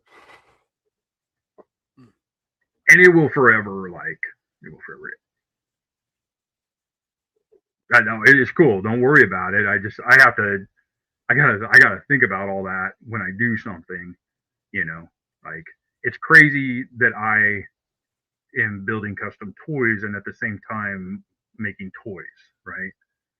So I have to draw some lines and be careful on some things because out of respect for respect for my friends, talking about the guys that own this original model, out of respect for my business partners, and I mean they are also my friends. But I have to think about all those things, and I really don't want Hasbro to decide I'm the one that want to make it. True. Like I don't want to do it. Like I am pretty sure that they will never do a 1/12 scale Cobra Interceptor. Pretty sure. I don't think they'll do. And I'm pretty sure at this point they'll never do a Cobra Black Star. No, probably not. But I spent part of my morning this morning looking through GI Joe bodies, trying to see where I could build a Cobra Black Star. That one's tricky. I mean, I know I got to make a chest. I know I got to make a helmet. But all those other pieces were Shockwave V2. Yeah, outside of those things, there's nothing there that is like signature looks. The chest and the head, those are the two things. But ideally, you don't want to paint yellow, which really I know which really just brings up airtight. That's the only one that has yellow extremities so far. No, it's cool. It was an innocent question. You didn't know. Like it's okay, and I don't mind talking about it because I feel like everything that we can share on this show and anything we do, anything that we can share and learn from, that's fine. And I don't like if I really just wanted to do one, I do already have this cockpit. And this does not have the connectors and stuff that the Skeletron uses. So there is probably no danger in it at all. And I think if I printed stuff, I would go ahead and print some of these too. And just tell people like, or you could put this in it and put your O-ring guys in it. I already have this, right? I'm making the 1/12 scale. So it's not a bad idea at all. It's just a matter of swapping out one thing in assembly. It's not an interchangeable thing. It's just, you just replaced it, But yeah, you don't have to shut up. You don't have to, don't feel bad about it at all. I would rather somebody ask and we talk about it. And I can explain like that explains like some things that I don't touch and things that I get like super excited about. Like I really don't think that they're going to do a stiletto anytime soon. I really don't. I don't think a Star Viper is on the horizon just yet. But and also, guys, some of the reasons I'm all pumped up about this stuff is because this year at AR, the theme is going to be Star Brigade, or at least a space theme. So I would really love to have like a stiletto ready to go, like have a handful of these interceptors ready to go, and basically, have some stuff that we can work with Travis and Brian to have some stuff for that show that is specifically space related. That'd be sick. Right. And I know that's November, but man, if I could start talking about it now and thinking about it now, I'd probably have Travis. I may talk to Travis about printing some of these. True. Yeah, who knows? It may be something like for AR again. We're talking about November here, but it could be something where maybe Brian could make like a fake box for it. Mm-hmm. Just one with a window where he just sat diagonal in it or something. Because I mean, Brian is the fucking goat of packaging. He is. It's so fucking cool. But like that's our plan for a semi-required because that's their theme. But it plays directly off of what we want to do for DFW, which is only June. Yeah. So if in June we had 2 different vehicles you can make, that would be awesome.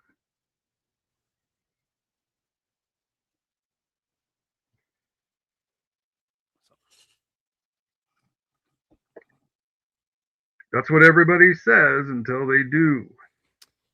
Right. Yeah. Like, because I was just to get some background here, I was involved with one of the companies that was making the knockoff O-ring figures. It was a different environment then. Okay, Hasbro wasn't making O-rings anymore, but they were coming around to. They had a representative coming around and warning those guys like, "You're going to get shut down. I can't tell you when, but eventually we're gonna come after you. And that was kind of at the end of, almost anything Hasbro was doing was through FSS, and like, it was so weird that they were flexing at that point. But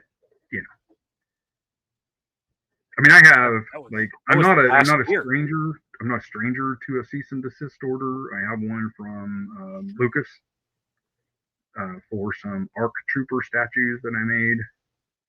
I only made 7 of them, 8 of them. Only made 8, but they found out about it, like on message boards. They'd seen it and they shut me down. And that was before they didn't even have an ARC Trooper statue yet. That was like 2006. Yeah. So the thing about it was I had done it, and the one of the people that I made them for, I made 3 of them were his. Like, he was in Japan, and I made 3 of them for him and shipped them to him. And so I was happy. Like, I made a little cash, and I ended up eventually, like, changing that statue into armor that you could put on a 1/6 scale. And then I never did it. I made me one, and I was like, okay, I'm good. That was it. But I don't, it's just the difference. There's a slight difference between things I make with the customs and things I do for the company. And I just kind of get that mindset. And sometimes it takes, like, somebody to say, like, who cares? That's a good point. Let's make some starships. Let's make some 1/12 scale spaceships. But the thing is, I already have the model for this. It does have the handle on the back, but that's a throwback to the original design. I like to keep it there. I always thought about redesigning this entire thing and doing something different with it, and that might be fun someday. But honestly, this would give you the ship. It's nice and hefty, in your hands. It feels awesome. It feels like this is it. It was designed to kind of stick together with steel or wooden 1/4 inch dowel rods. Super simple assembly, and it's sturdy once it's put together. It is a sturdy beast. But yeah, I kind of just keep that stuff like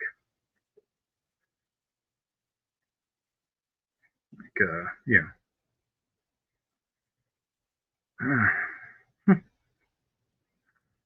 I mean, it's surprisingly, as long as you're basing one man's opinion as fact, I guess.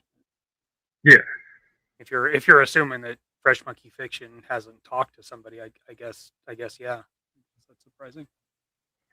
I know, Talib. That's crazy, right? Like, I always wondered how they did that, but what ends up happening is they were slipping the IP loophole of Transformers were originally Japan models, designed and built in Japan, and Hasbro took them, especially the main original line, right?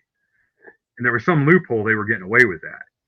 And then another company was making some pretty sweet Transformers, and they were loopholing it by just changing their name and structure of their company every 18 months. Like, literally, one time you would get one and it would be from this company name, and then you'd get another one from another one. That's how the people that do the 1/6 scale knockoff Avengers and stuff. Mm-hmm. And I'm using the term knockoff very lovingly because some of them they're great. Great. Quality's really good. Yeah. And it's something Hot Toys isn't making, so it's not really a knockoff, but it's a knockoff in licensing, right? They give it a crazy name that doesn't really match the toy, but if you know what to look for, you know what it is, Oh yeah. A lot of those Chinese companies doing that shell game with the name. But I think, Talib, that's what happened with Fans Hobby. Is I think they crossed that line between something that was originally designed in Japan, and they were kind of letting it slide. But then you took an original Hasbro design of their own IP and picked that out. But I still don't understand. I still don't understand why Hasbro even does that. And if they'd have done it in 1/18 scale, I don't think anybody would have cared. But the fact they were doing it in a scale, that also makes me think that Hasbro has plans for that. You never know. Sometimes it's That's always Hasbro. what I wonder. Like they had it on the table, and because of this other thing, they're like, "Well, we can't do it because they're doing it. So slap them down, and we'll circle back in a year or two." I don't know. Yeah, Shockwave.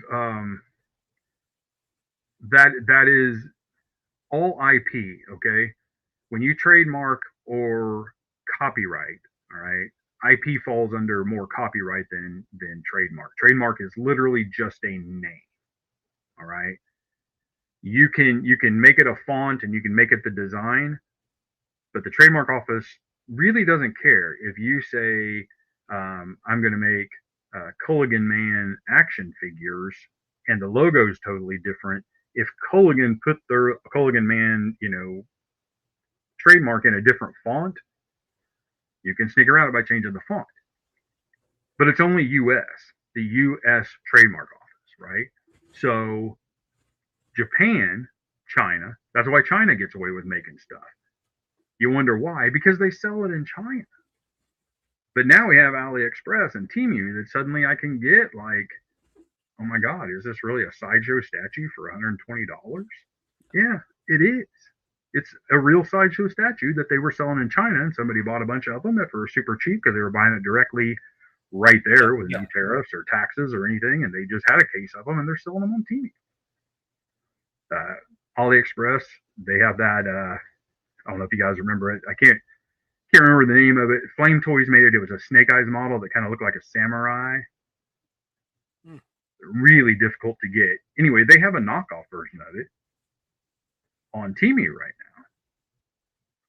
now, and it's missing the butterfly joints and a couple of other things, but it looks, and it has metal parts in it. It's a pretty solid knockoff. But somehow they're getting away with that. But they call it something different. They don't put the GI Joe name on it. But yeah, all of the stuff in the United States that works with that stuff, it is regional. It is the United States. So for them to go after somebody in another country, it's a different level. That's why, and I'm picking this one because it's an easy one to describe, because a lot of you guys know this name. But that's why Action Force is okay to make here, right? Hasbro had that IP, but in England, it's a little sketchier. It's a little stickier.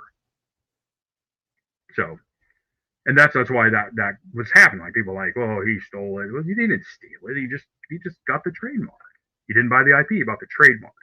You can buy a trademark and have no ownership over the IP. Sure. Or, I believe Bill Murphy is more on this side and has been for some time.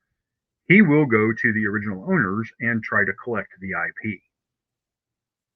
I'm pretty sure that's how the Eagle Force was, the Remco stuff he was doing. I think at one point, and I'm maybe talking out my butt here, just remembering how things were at that time 10 years ago, but I believe he was actually getting with the people and buying rights to the intellectual property. Not necessarily owning it, but the right to tap into. That's been my understanding. It's tricky, but you can do things and you can get away with things for a long time that might not be right before somebody notices. And then a lot of times a company will just be like, leave it.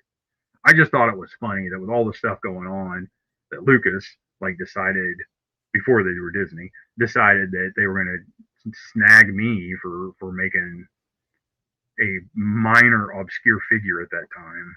It wasn't even mass produced. That's the best part. No, those are silicone molds in the back bedroom of our house in Republic. Yeah, dude, it was so funny, how oh man, because at that time there was one clone trooper statue at that time, and it's the one where the clone trooper is it's one of my favorite statues of all time. But he's crouched down. He's got the rifle, straight up and down. I love that was Sideshow, wasn't it? Wasn't that a Sideshow statue? Or was it a Kotobukiya? That was Koto. Okay, that was Kotobukiya, yeah.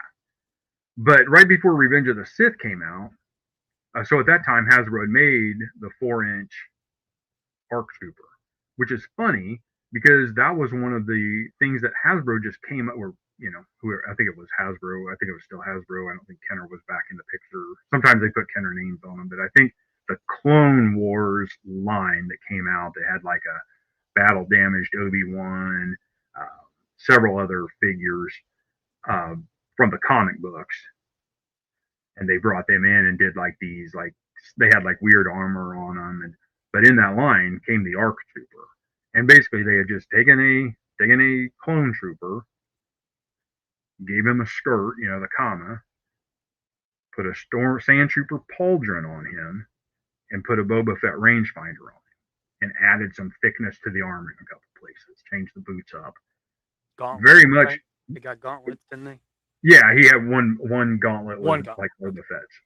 And it had a wire going up, But it was terribly articulated. But I loved that design. I thought it was such a cool like amalgam of stuff that would end up happening and things we'd already seen.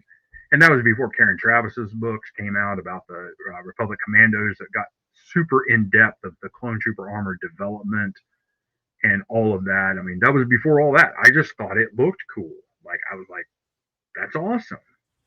So right before Revenge of the Sith came out, they had a stormtrooper or a clone trooper model, the Phase 2 head, and it was pretty much 1/6 scale.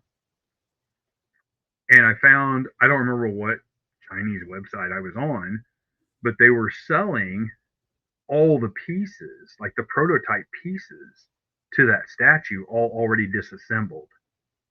Like each piece was disassembled, like how they would have put it together at the factory to make the mold. And I bought one of those. That's when it changed from being from just a bust. I had done a bust of the ARC Trooper, and that's when I was able to get all the pieces and make a full ARC Trooper. And then I used, sculpting stuff to make it in a pose. And the last two I made were custom poses. These guys were like, well, can you make him like crouched down kind of with two guns up? Sure, let's do that. So I cast all the armor pieces and then kind of made a Bondo body with a wireframe, and then I cast that, and then I just stuck all the pieces. Like it was fun. It was fun to make.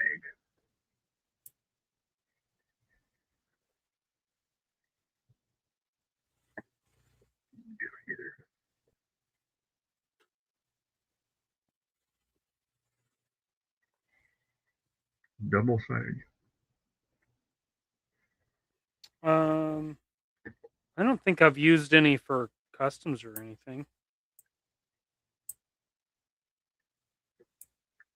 We've used some of the adhesive foam to like snug up a helmet on the recon troopers' helmets and stuff, but I don't think we've used it. They do use it for some of their stuff. It's really good too. It's not like the normal stuff you get on Amazon or something. That shit, they've got a really nice adhesive to it. It's like that gator tape stuff that it's really good. That you can like patch a roof with, Yeah, super, I don't know. Super adhesive.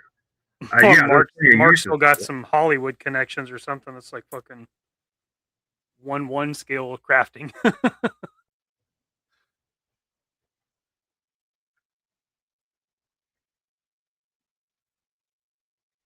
Kenny Potter. What's up, Kenny? What's up, Kenny? How you doing, buddy?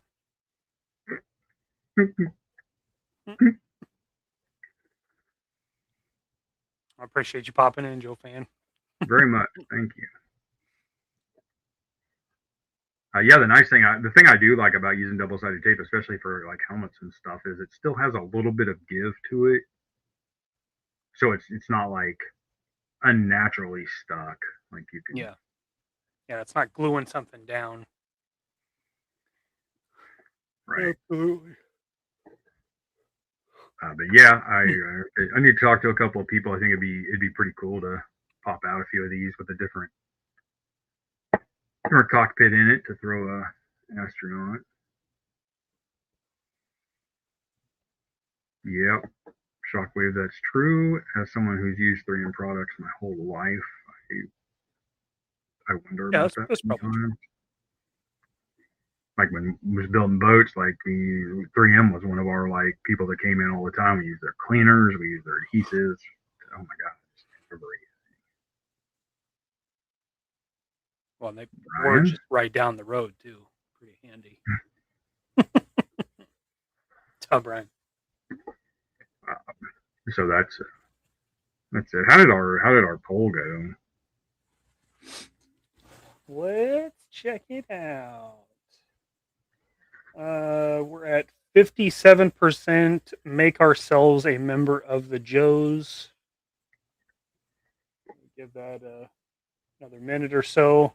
If you haven't voted, be sure you vote for next episode. How we're going to do our build off. We're gonna do a build off, and it's either gonna be we're gonna self insert as GI Joe team members, or we're going to talk about the ultimate loadout. So ultimate loadout would be like maybe it's a gun that we don't have in 1/12 scale, maybe it's a rig we don't have, but we would have that if we were building the ultimate operator. So yeah, it's either way, it's going to result in us putting a figure together. The next show our build off for next show is a Dusty based figure, and we're going to have a batch of three printed parts, and we're just going to pick the parts we like and build a turn a Dusty into a badass space marine.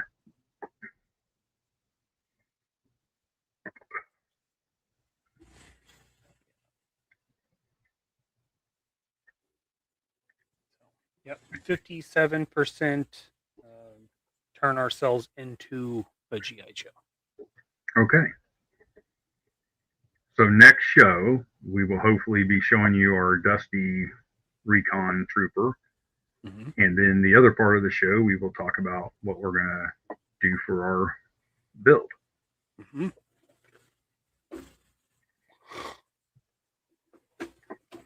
Mikey, did you get a Valaverse Black figure? Brian was asking. Yeah, Zakanan's bringing me one. That's awesome. I'm gonna take a look see. Yeah, it's a cool figure. Yeah, it looks pretty cool. Yeah, I got that one and the Wraith from Fresh Monkey.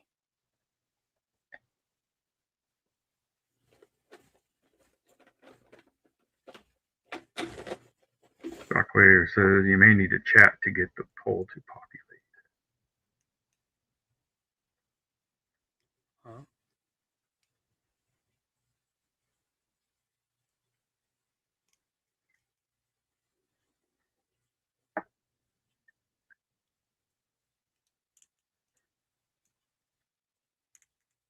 Just pulling out Dusty here. All right. That way I can start doing some thinking. Yeah, I got to think about what color I'm going to do him, and I'm going to try those stencils, I think, that I showed you. Yeah. I'm going to try that, see if they work. I got these, for everybody else, I got on Teamy, I got these little, no, it wasn't Teamy, it was some hobby shop had them, but they're stencils, but they're adhesive, and they're already cut into camo patterns. Some pretty cool patterns, like not like your standard. They had standard ones, but I was actually looking for stuff for the Astro suit armor, like to do one in like a Mars kind of camo with reds and oranges and stuff. And I was looking for something, and I ended up ordering several different ones that they had that were kind of unusual. So I think I'm gonna try something out there.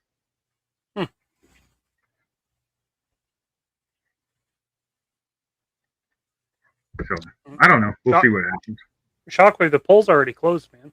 It's already been up and been gone. It was up by half the show. All right, so we're gonna do our self-insertion then. Mm-hmm. Mm-hmm. Hopefully, it works out better than the Acolyte. Well, it's hard to imagine something going worse than the Acolyte. Right. Okay, so next show will be the 15th. That will be our Dusty build. And then on the 29th, that will be ourselves on the G.I. Joe team. Yeah. So after we do the, what do you think about, like, we'll do the Dusty discussion, and then we'll just talk about what we're kind of planning for the build. That's right. That's right, motherfucker. That is true. That is true. Disney, the land of self-insertion. Oh boy.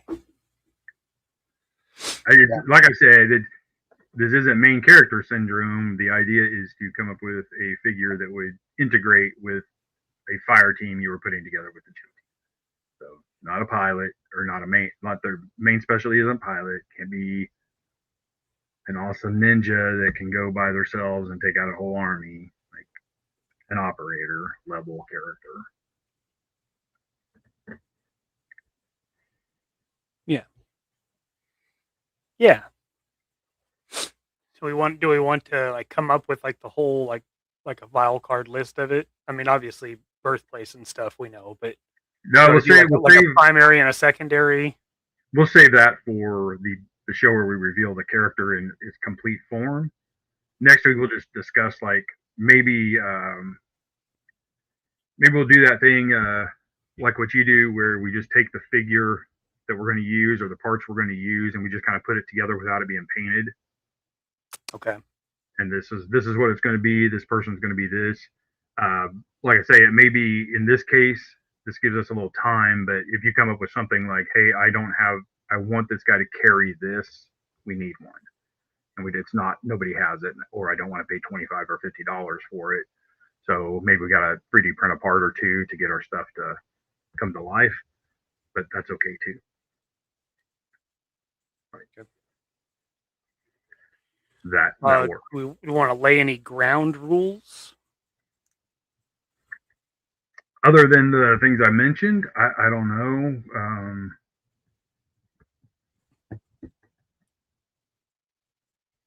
Do you have any that you think we should put on there that you can think of right now? Do you want to keep it to just Hasbro parts? Do we want to keep it? Oh, no. I think in order to make our ultimate operator, we may have to use maybe a gridiron harness, or some weapon we found in a parts lot. Like, I think that's totally cool. I don't think there's. Well, what about for this one that we're working on? We're going to work on now for this Dusty one.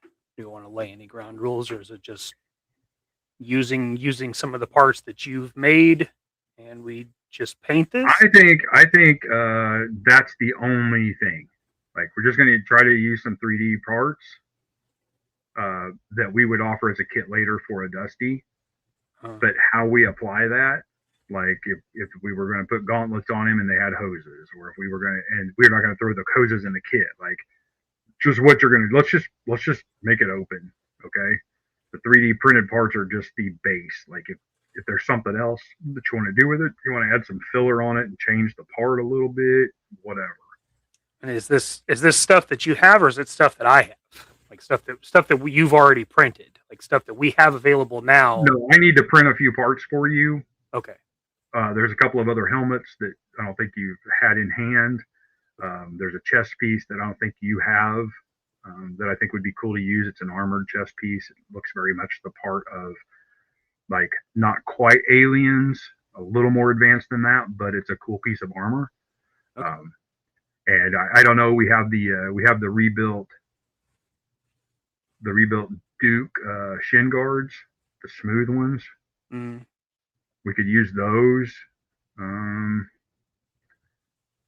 don't know. I was going to use those on mine just because I made them, Yeah. And we have them, and we know they fit the Dusty pretty good. If we were going to make that in a kit, we'd want to change them up a little bit. But just for the look of this, I think they work. Okay.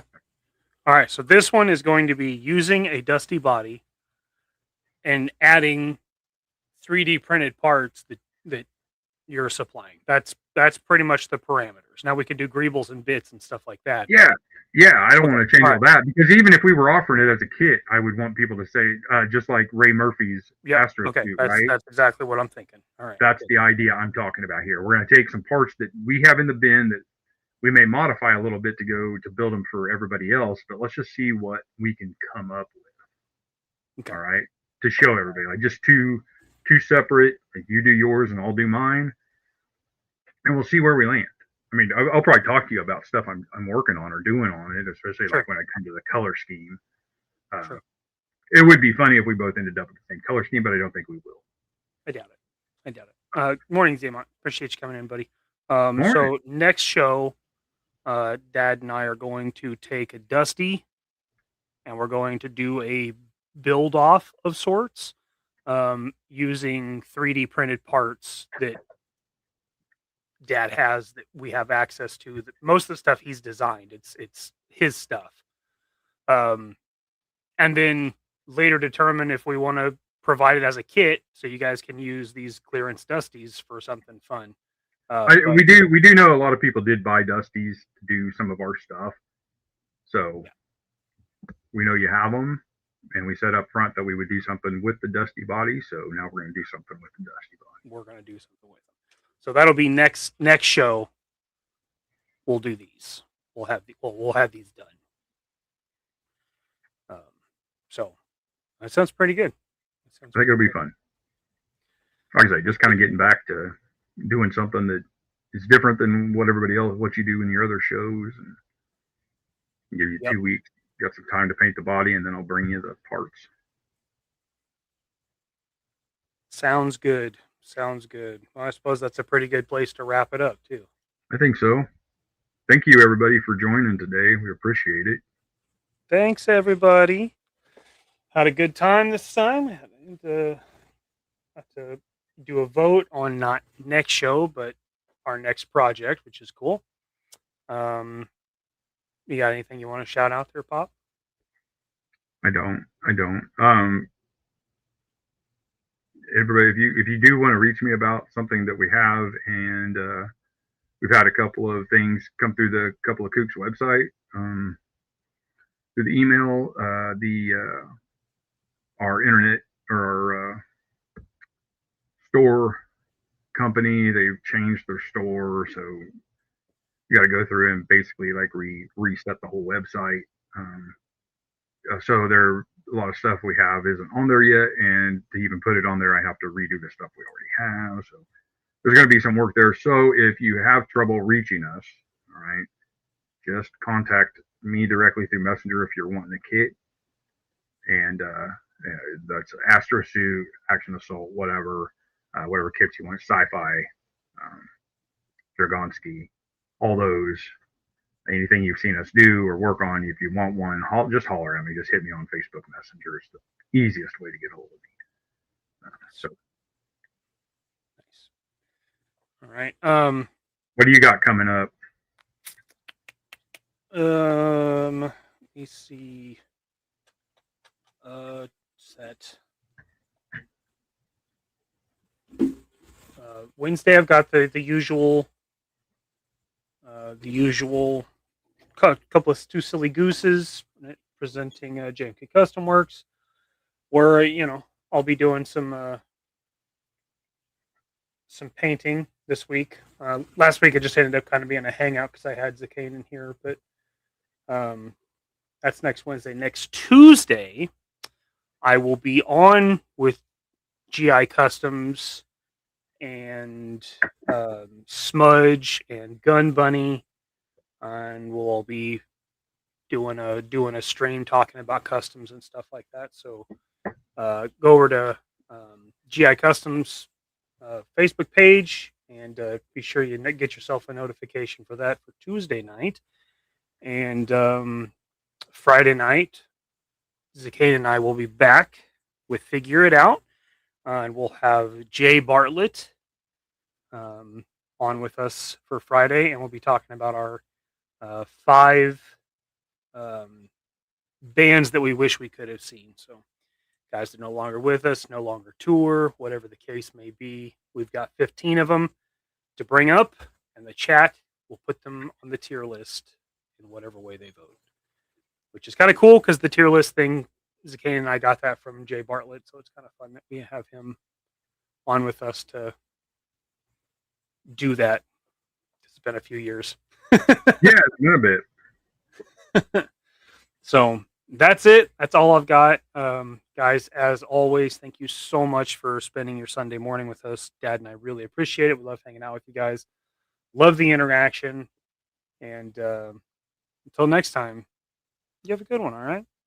Peace. Game over, man. It's game over. Eat my short. Go fuck yourself. You shut your mouth when you're talking to me. Flush that turd down the drain. Avenge me! Avenge me!